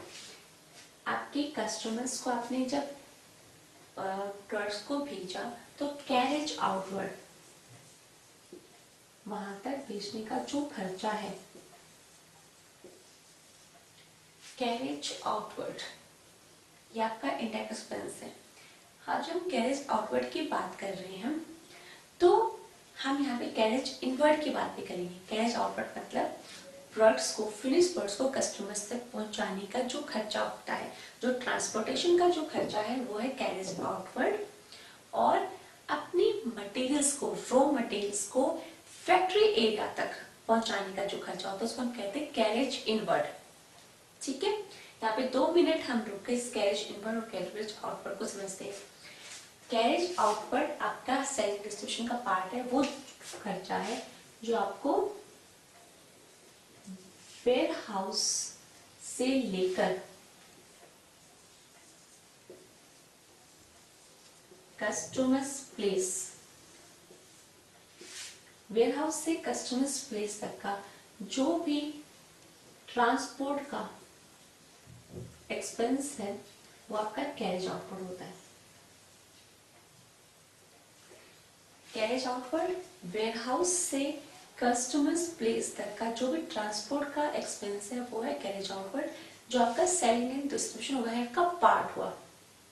ठीक है, और कैरेज इनवर्ड जो आपके रॉ मटेरियल्स, आपके सप्लायर्स थे, आपके फैक्ट्री एरिया में आए जहाँ पे आपके प्रोडक्ट्स को बनना है, वो एक्सपेंस आपका हुआ कैरेज इनवर्ड। वो उसको हम डायरेक्ट मानते हैं, डायरेक्ट लेते हैं, डायरेक्ट एक्सपेंस। जनरली इस डायरेक्ट एक्सपेंस को हम मटेरियल के साथ ऐड करते हैं, मटेरियल की कॉस्ट में ऐड करते हैं। आप इसको नोट डाउन करने की जरूरत नहीं है, मैं भी आपको क्वेश्चंस कराऊंगी तो वहां पे मैं ये पॉइंट आपको नोट डाउन करा दूंगी। ठीक है, कैरेज इनवर्ड के बारे में आप अभी कैरेज आउटवर्ड को नोट कीजिए कि कैरेज आउटवर्ड क्या है। क्लियर? ठीक है, यहाँ पे आपने नोट किया। और क्या एक्सपेंस हो सकते हैं? यस, हमारे लोडिंग, वेयर हाउस से जो हमने लोड किया अपने प्रोडक्ट्स को, लोडिंग एंड पैकेजिंग एक्सपेंसेस। हमने प्रोडक्ट्स को लोड किया और उसको पैक किया, लोड किया ताकि वो कस्टमर्स के प्लेस तक पहुंचे, उसका एक्सपेंस हमारा इनडायरेक्ट एक्सपेंस है। ठीक है, और क्या एक्सपेंस हो सकते हैं? फिर कलेक्शंस, कस्टमर से हमने कलेक्शन किया, अपने अपने अमाउंट हमने ली, प्रोडक्ट्स की अमाउंट जो, तो वो उसके लिए जो हमने कलेक्शन चार्जेस के लिए जो हमने पे किया, सेल्समैन को पे किया कि आप कलेक्ट करके लाइए, उसका जो एक्सपेंस हुआ वो हमारा इनडायरेक्ट एक्सपेंसेस। तो यहाँ पे कलेक्शन चार्जेस, ठीक है। और क्या हुआ? बैड डेट्स, यस, कस्टमर्स ने कभी हमें अगर कुछ अमाउंट पे नहीं किया तो वो हमारे बैड डेट्स हुए, वो बैड डेट्स भी हमारे इनडायरेक्ट एक्सपेंस होंगे।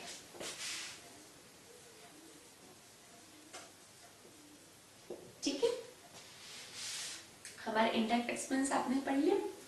अब आप इसको नोट करेंगे, ठीक है। हेल्प करती हूँ मैं आपकी।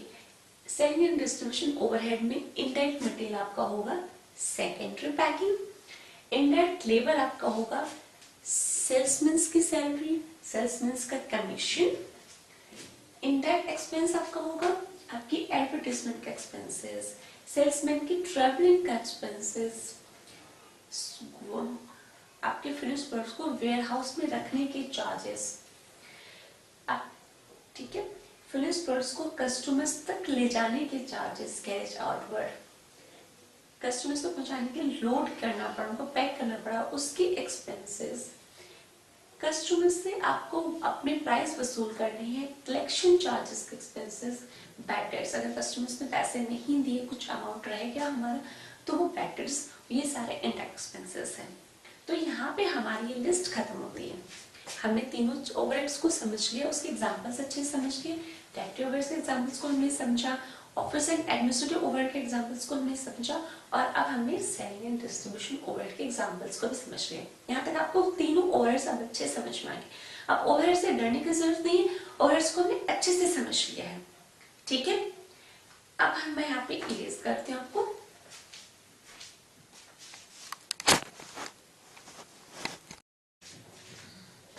हेलो स्टूडेंट्स, अभी तक हमने पढ़ा ओवरहेड के बारे में, ओवरहेड को हमने अच्छे से समझ लिया। अब नेक्स्ट हम पढ़ेंगे, मैंने आपको बताया था कि बैलेंस शीट के बारे में, आपने जो फाइनेंशियल अकाउंटिंग में स्टडी की है, उसके अंदर एक फॉर्मेट होता है जिससे हम अपने प्रॉफिट या लॉस को जान पाते हैं, हम अपनी फाइनेंशियल पोजीशन को जान सकते हैं। हर हेडिंग एक प्रॉपर हेडिंग होती है चीज़ों की। इसी तरह से कॉस्टिंग के अंदर कॉस्ट शीट बनाई जाती है जिसमें हम अपनी हेडिंग्स रखते हैं, और उस वो जब कंप्लीट हो जाती है तो हमें अपनी कॉस्ट मिल जाती है प्रोडक्ट की, ठीक है। ये मैं पहले भी आपको थोड़ा सा बता चुकी हूँ। अब हम उस फॉर्मेट को समझेंगे अच्छे से। तो हमने बनाना है कॉस्ट शीट, ठीक है। इसको हम स्टेटमेंट ऑफ कॉस्ट भी कहते हैं, स्टेटमेंट ऑफ कॉस्ट, ठीक है। अब ये मंथ के लिए बन सकती है, किसी एक मंथ के लिए, किसी एक वीक के लिए भी बन सकती है स्टेटमेंट ऑफ कॉस्ट, ठीक है। अब इसके पर्टिकुलर्स क्या क्या होंगे, ये किस तरह से इसका फॉर्मेट होगा वो हम समझते हैं। यहाँ पे हमारे पर्टिकुलर्स आएंगे, यहाँ पे हमारी डिटेल्स, मतलब हमें कुछ कैलकुलेशंस करनी है, और एक फाइनल फिगर हमारे इस वाले कॉलम में आएंगे, ठीक है। ठीक है, आप इसको पहले समझ लीजिए, फिर मैं आपको नोट डाउन करने के लिए टाइम दूंगी। सबसे पहले हम यहाँ पर लिखेंगे डायरेक्ट मटेरियल।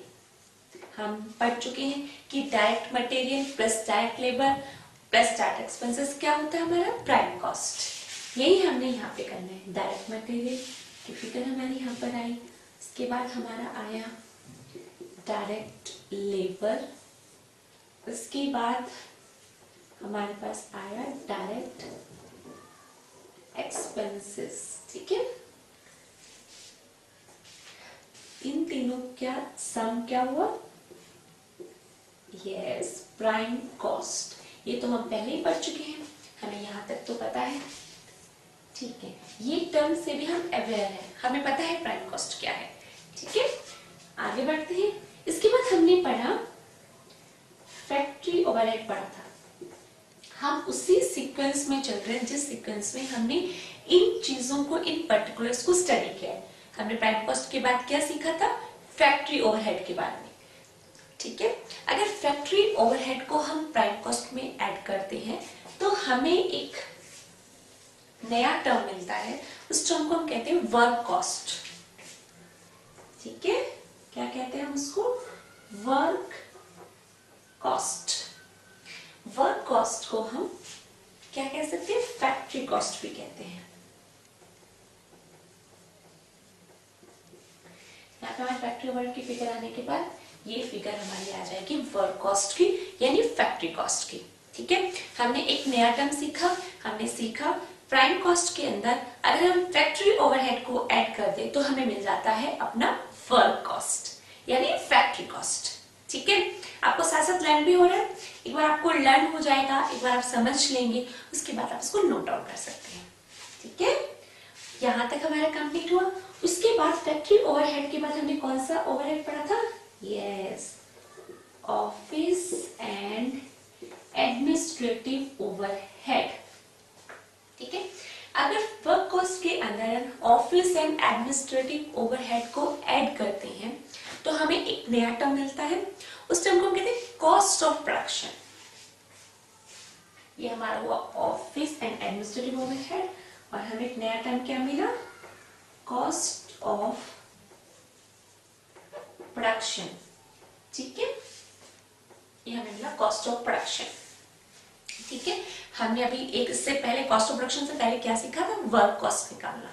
वर्क कॉस्ट के अंदर अगर हम ऑफिस एंड एडमिनिस्ट्रेटिव ओवरहेड को ऐड करते हैं तो हमें क्या मिलता है? Yes, cost of production. Cost of production मतलब हमने जो गुड्स मैन्युफैक्चर किया है, प्रोड्यूस किया है, उसकी कॉस्ट कितनी है, ये हमें यहाँ पर मिल जाती है। ठीक है, हम अब लास्ट सीखे। लास्ट ओवरहेड हमने क्या ऐड किया था? क्या सीखा था हमने last overhead? Yes, selling and distribution overhead. अगर कॉस्ट ऑफ प्रोडक्शन के अंदर हम सेलिंग एंड डिस्ट्रीब्यूशन ओवरहेड को ऐड करते हैं तो हमें फिर से एक नया टर्म मिला, वो नया टर्म क्या है? Cost of sales. यस, यहाँ पे हमारा आया सेलिंग एंड डिस्ट्रीब्यूशन ओवरहेड, और ये हमारी फिगर हुई कॉस्ट ऑफ सेल्स की। यहाँ पे हमारा आ गया कॉस्ट ऑफ सेल्स। ठीक है, समझ में आया? पहले तो हम देखते हैं कि कॉस्ट ऑफ प्रोडक्शन और कॉस्ट ऑफ सेल्स में क्या डिफरेंस है। कॉस्ट ऑफ प्रोडक्शन मतलब गुड्स को प्रोड्यूस करने की कॉस्ट। हमने गुड्स को प्रोड्यूस किया, उसमें हमें कितना कॉस्ट, कितना खर्चा आया, वो है। ठीक है, अब हमें गुड्स को बेचने के लिए भी, गुड्स की मार्केटिंग करने के लिए भी हमें कुछ खर्चे करने पड़ते हैं, जिसको हम कहते हैं सेलिंग एंड डिस्ट्रीब्यूशन ओवरहेड। अगर कॉस्ट ऑफ प्रोडक्शन के अंदर हम उसको ऐड कर देते हैं, सेलिंग एंड डिस्ट्रीब्यूशन ओवरहेड को ऐड कर देते हैं, तो हमें मिलता है कॉस्ट ऑफ सेल्स, यानी जितने गुड्स हमने सेल किया, सेल करने के बाद हम कॉस्ट का अंदाजा लगाए तो कितनी कॉस्ट पड़ती है, वो है हमारा कॉस्ट ऑफ सेल्स। यानी कॉस्ट ऑफ प्रोडक्शन क्या हुआ? गुड्स प्रोड्यूस करने की कॉस्ट, और कॉस्ट ऑफ सेल्स मतलब जो गुड्स सोल्ड आउट हुए हैं उनकी कॉस्ट कितनी है, वो है कॉस्ट ऑफ सेल्स। ठीक है, अब हम इनको लर्न करते हैं। अगर आपने ये समझ लिया, अब मैं आपको ये लर्न करवाती हूँ। ठीक है, आप ध्यान से देखिए, मेरे साथ साथ आप इसको लर्न करिए। डायरेक्ट मटेरियल, डायरेक्ट लेबर और डायरेक्ट एक्सपेंसेस मिलके क्या बनते हैं? Prime cost. ठीक है, यहां तक बिल्कुल क्लियर है? ये जैसे हम पहले भी पढ़ चुके हैं। प्राइम कॉस्ट के अंदर अगर हम फैक्ट्री ओवरहेड को ऐड करते हैं तो हमें मिलता है फैक्ट्री कॉस्ट, जिसको हम वर्क कॉस्ट भी कहते हैं। क्लियर? प्राइम कॉस्ट के अंदर आपने फैक्ट्री ओवरहेड ऐड किया तो आपको मिला factory cost and work cost. यहां तक हमें लर्न हुआ। अब वर्क कॉस्ट के अंदर हमने office and administrative overhead add किया, हमें क्या मिला? Cost of production. Right, cost of production. Cost of production में हमने selling and distribution overhead add किया, हमें क्या मिला? Cost of sales. ये हमारी क्या बन गई? Cost sheet, statement of cost. यही हमारी स्टेटमेंट ऑफ कॉस्ट है। ठीक है, अब कॉस्ट ऑफ सेल्स के अंदर मैं ये वाला पोर्शन इरेज करती हूँ।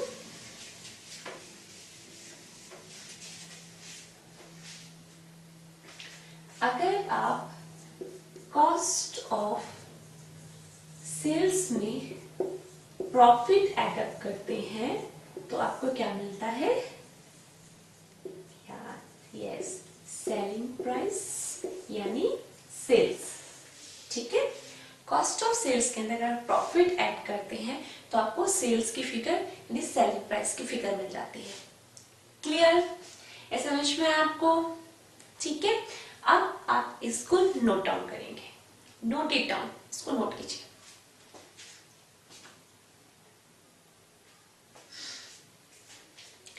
क्लियर? अब आपको ये चीज समझ में आ गई तो मैं डायरेक्ट मटेरियल इस पे इसको थोड़ा सा और आपको समझाना चाहूंगी कि यहाँ पे ये डायरेक्ट मटेरियल क्या है। ठीक है, वो नहीं समझाऊंगी डायरेक्ट इनडायरेक्ट क्या होता है। यहाँ पे हम सीखेंगे कि ये वाली फिगर हम कैसे मिलती है हमें। ठीक है, आपने अगर आपने ये नोट कर लिया, मैं इसको इरेज करती हूँ और यहाँ पे आपको समझाती हूँ। ये डायरेक्ट मटेरियल एक्चुअली ये हमारा है raw material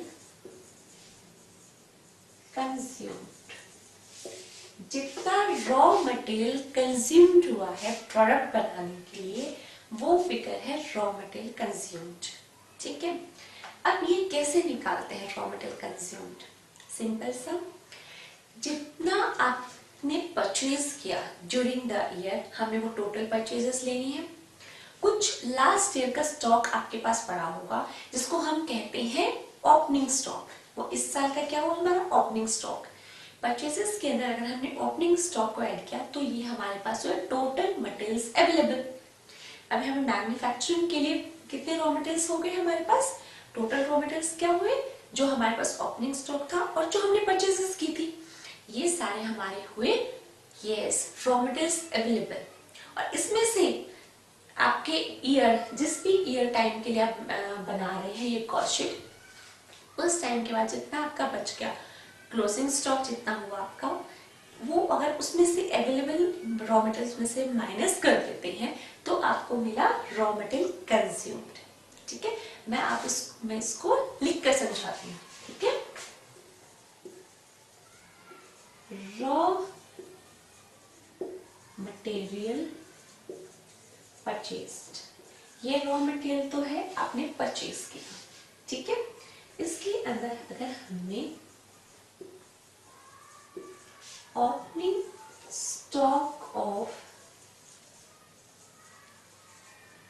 raw material add किया तो ये आपका क्या हो गया? इतने मटेरियल आपके पास अवेलेबल है, यानी इतने मटेरियल आपके पास रेडी है मैन्युफैक्चर होने के लिए। उसमें से जितना आपके पास बच गया क्लोजिंग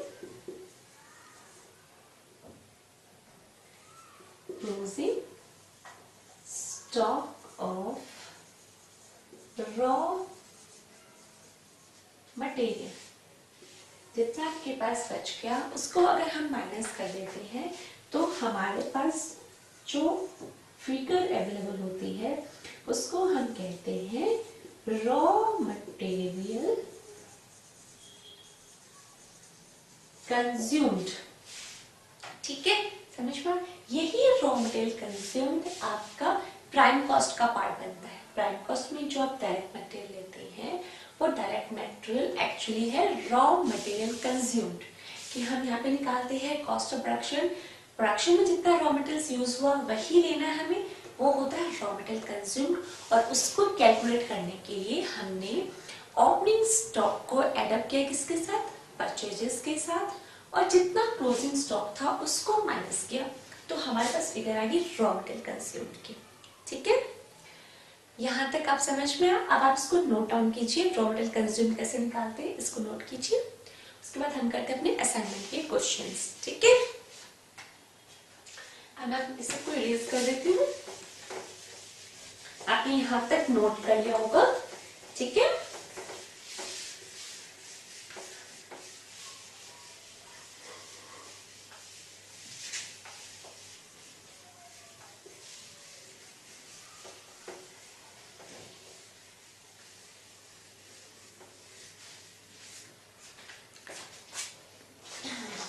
अब आप लेकर आइए अपना असाइनमेंट साथ ही साथ अपनी नोटबुक, पेन और कैलकुलेटर, ठीक है, ये सब रेडी रखिए।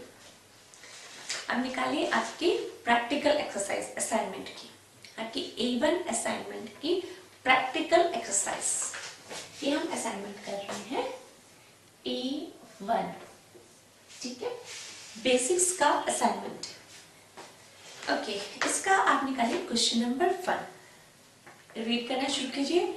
क्वेश्चन है, indicate whether the following materials are direct और indirect with reference to the final product, ठीक है।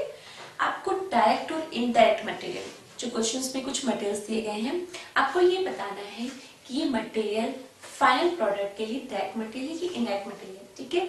आपको डायरेक्ट और इनडायरेक्ट का मैंने समझाया है। अब आप मेरे साथ साथ जब मैं क्वेश्चंस करूंगी तो आप आंसर साथ साथ सोचिए किसका आंसर क्या होना चाहिए। ए पार्ट में है oil used for lubricating machines. Oil, आपको समझ में आया, हमने राजू की रेडी में एग्जांपल किया था, ठीक है।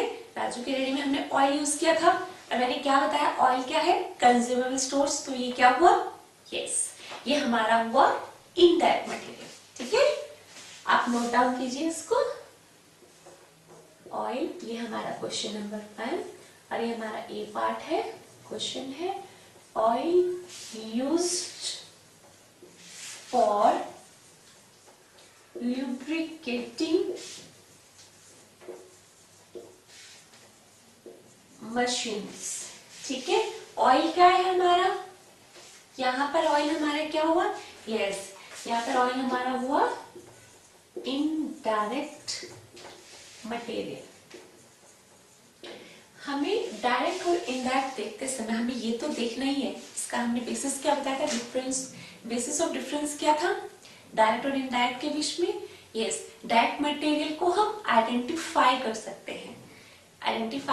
हैं, उसकी कॉस्ट को आइडेंटिफाई कर सकते हैं। Cost can be identified, yes, cost can be identified to specific physical units. हर फाइनल प्रोडक्ट के साथ हम उसकी कॉस्ट को आइडेंटिफाई कर सकते हैं, वो होती है हमारी डायरेक्ट मटेरियल। इसके साथ ही हमें ये भी देखना है कि वो मटेरियल कितना सिग्निफिकेंट है, वो मटेरियल उस प्रोडक्ट को बनाने के लिए कितना जरूरी है, ठीक है। अगर वो एक सिग्निफिकेंट यानी एक अहम भूमिका निभा रहा है प्रोडक्ट को बनाने के लिए, तो भी वो डायरेक्ट होता है। तो डायरेक्ट होने की 2 कंडीशंस है। फर्स्ट, वो आइडेंटिफिएबल होनी चाहिए, इसका मतलब उसकी कॉस्ट, हम हर यूनिट के साथ उसकी कॉस्ट को आइडेंटिफाई कर सकते हो। सेकेंड, वो एक सिग्निफिकेंट हो, मतलब उसका वो मेन एलिमेंट हो, मटेरियल वो मेन मटेरियल हो। आई बात समझ में, ठीक है। यहाँ पे हमें पता है कि ये इनडायरेक्ट मटेरियल, ए पार्ट कंप्लीट हुआ। अब हम चलते हैं बी पार्ट की तरफ। बी पार्ट क्या है हमारा, wire for making electric Motors. Electric Motors के अंदर वायर ही मेन मटेरियल है।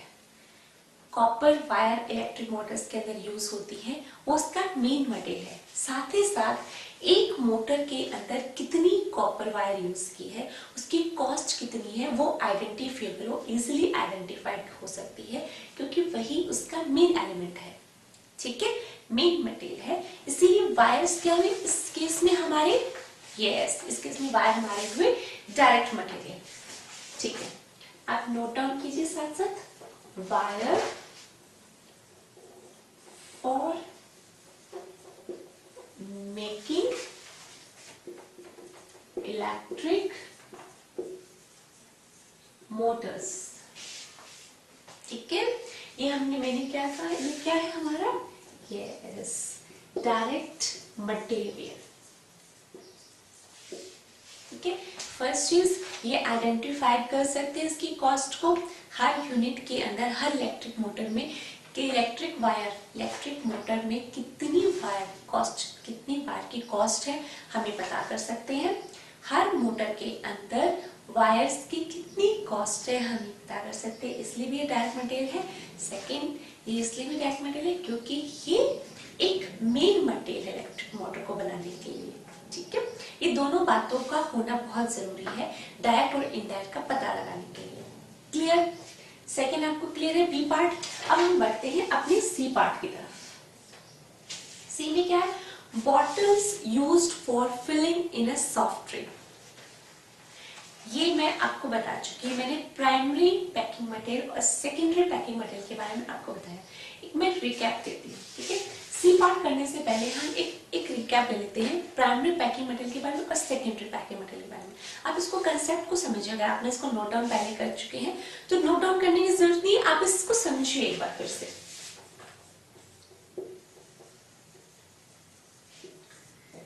Primary packing material, primary packing material वो मटेरियल होता है कि जिसकी पैकिंग के बिना आप गुड्स को सेल ही नहीं कर सकते, यानी गुड्स को सेलिंग कंडीशन में लाने के लिए आपको वो पैकिंग करनी बहुत जरूरी है। जैसे कोल्ड ड्रिंक्स में, कोल्ड ड्रिंक्स को अगर आप किसी कंटेनर में, किसी बॉटल के अंदर या टेट्रा पैक के अंदर, किसी के अंदर, अगर इन किसी के अंदर आपने अगर उसको पैक नहीं किया, अगर आपने प्राइमरी पैकिंग उसको प्रोवाइड नहीं की तो उसे नहीं कर सकते। ऑब्वियसली लिक्विड है, उसको किसी न किसी कंटेनर के अंदर, टेट्रा पैक के अंदर या बॉटल के अंदर पैक करना बहुत जरूरी है अगर उसको सेल करना है तो ऐसी पैकिंग हमारी क्या कहलाती है, प्राइमरी पैकिंग मटेरियल। इसकी मैं डेफिनेशन आपको बता रही हूँ फिर से एक बार। It is the packing without which it is almost impossible to sell the goods। इसका मतलब ये ऐसी पैकिंग है जिसके बिना गुड्स का सेल करना लगभग इम्पॉसिबल है। It is the packing without which it is almost impossible to sell the goods। ठीक है, तो अगर ऐसी पैकिंग मटेरियल है तो वो हमेशा होगी हमारी डायरेक्ट मटेरियल, यानी हमारा प्राइमरी पैकिंग मटेरियल हमेशा हमारी क्या होती है, डायरेक्ट मटेरियल। ये हमेशा हमारा क्या होगा, डायरेक्ट मटेरियल। ठीक है, और सेकेंडरी पैकिंग मटेरियल क्या होता है हमारा, secondary packing material. Second packing material वो होता है सेकेंडरी कि जो हमें प्रोडक्ट की मार्केटिंग के लिए जरूरी है। ठीक है, ये एक तरह की एडवर्टीजमेंट एक्सपेंसेस है, हम अपने प्रोडक्ट्स को और ज्यादा अट्रैक्टिव दिखाना चाह रहे हैं, इसलिए हमने ये पैकिंग की है। अदरवाइज इस पैकिंग के बिना भी प्रोडक्ट्स को सेल करना इजी है। ठीक है, तो इस केस में हमारा क्या हो जाएगा, ये मटेरियल इनडायरेक्ट मटेरियल। ठीक है, सेकेंडरी पैकिंग मटेरियल हमेशा इनडायरेक्ट मटेरियल होता है और प्राइमरी पैकिंग मटेरियल हमेशा डायरेक्ट मटेरियल है। ठीक है, तो सेकेंडरी पैकिंग मटेरियल, इसकी डेफिनेशन ले सकते हैं कि it is the packing which is done to make the product more attractive or without this packing goods can be easily sold out। ठीक है, सेकेंडरी पैकिंग मटेरियल मतलब it is the packing which is done to make the product more attractive. ये वो packing material है जिसके बिना जो products को अट्रैक्टिव बनाने के लिए जरूरी है, अट्रैक्टिव बनाने के लिए पैकिंग की जाती है, और इस पैकिंग के बिना भी प्रोडक्ट को सेल किया जा सकता है। इसलिए ये क्या होती है, हमेशा इनडायरेक्ट मटेरियल। ठीक है, हमारे सेकेंडरी पैकिंग मटेरियल क्या होता है, इनडायरेक्ट मटेरियल। ये समझ में आया। ये ठीक है, आपको एक रिकैप दे दिया। अगर आपने इसको नोट डाउन किया हुआ है तो इसको जरूरी नहीं है नोट डाउन करना, अदरवाइज आप इसको नोट कर लीजिए। ठीक है, अब मैं इसको इरेज करती हूँ और हम बढ़ते हैं अपने सी पार्ट की तरफ। आप अपने रीड आउट कीजिए इतना फटाफट। क्वेश्चन सी पार्ट में क्या है, आपको उसका आंसर भी मिल चुका होगा क्योंकि मैंने इसको इलेबोरेट किया कि क्या होना चाहिए इसका आंसर। ठीक है, देखते हैं क्या होना चाहिए इसका answer. C part, what is used for filling in a soft drink. Soft drink without a bottle बहुत ही मुश्किल है सेल करना, इसलिए क्या हुआ, डायरेक्ट मटेरियल। ठीक है, आप इसको लिखिए, bottles used for filling in a soft drink. ये हमारा क्या हुआ, यस, डायरेक्ट मटेरियल। ओके, अब आप रीड आउट कीजिए क्वेश्चन नंबर 4 यानी डी पार्ट। डी पार्ट में क्या है, gunny bags used for filling in sugar. सोचिए क्या होना चाहिए इसका आंसर। गनी बैग्स मतलब जो वो जूट के बैग्स होते हैं ना, जिसके अंदर शुगर फिल करते, आपने देखी होगी जूट के बैग्स जिसमें शुगर फिल की जाती है। क्या अगर जब तक शुगर को इन जूट के बैग्स में यानी गनी बैग्स में जब तक हम लोग फिलअप नहीं करेंगे, क्या वो सेल करना मुश्किल है? नहीं, शुगर लूज में भी सोल्ड आउट हो जाती है। ये हमारा पैकिंग गनी बैग्स की जो पैकिंग है, ये हमारा प्राइमरी पैकिंग मटेरियल नहीं है, ये हमारा सेकेंडरी पैकिंग मटेरियल है। ठीक है, शुगर विदाउट गनी बैग्स भी इजीली सोल्ड आउट हो जाती है। ठीक है, तो इसका मतलब क्या हुए हमारे यहाँ पे gunny bags, yes, indirect material. ठीक है, आप लिखिए, gunny bags used for filling इन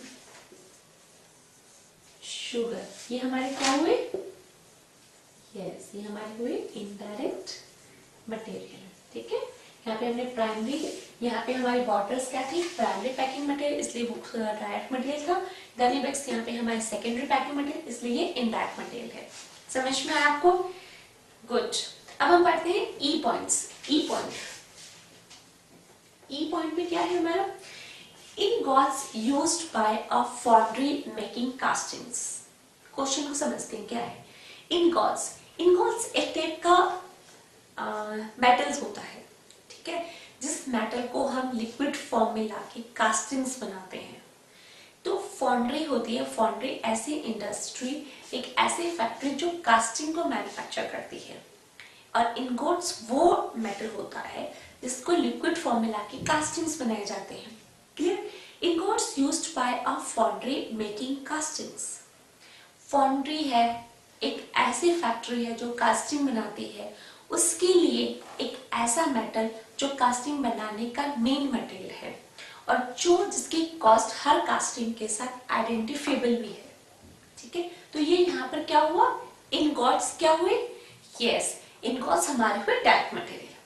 ठीक है, समझ में आपको? Ingots used by a foundry making castings. एक फॉन्ड्री के लिए क्या हुए, एक फॉन्ड्री के लिए इनगोट्स डायरेक्ट मटेरियल हुए। और यहीं पर अगर कोई और इंडस्ट्री होती जो कास्टिंग्स को अपने प्रोडक्ट्स के लिए जस्ट यूज कर रही है, फॉन्ड्री के लिए तो मेन मटेरियल है ये, लेकिन ऐसी इंडस्ट्री जो इन मोल्ड्स को यूज करती है अपने प्रोडक्ट्स बनाने के लिए, वहां पे इनगोट्स हो सकता है कि वो इनडायरेक्ट मटेरियल, वो डिपेंड करता है उस इंडस्ट्री के ऊपर, लेकिन फॉन्ड्री के लिए हमेशा इनगोट्स क्या होंगे, इनगोट्स हमेशा हमारे लिए होंगे ये डायरेक्ट मटेरियल। ठीक है, तो ingots used by a foundry making castings, ये हमारे यहाँ पे हुए इनगॉट्स डायरेक्ट मटेरियल। ठीक है, यहाँ तक आपको समझ में, हमने ई पार्ट कंप्लीट किया। अब हम करते हैं अपना पार्ट एफ।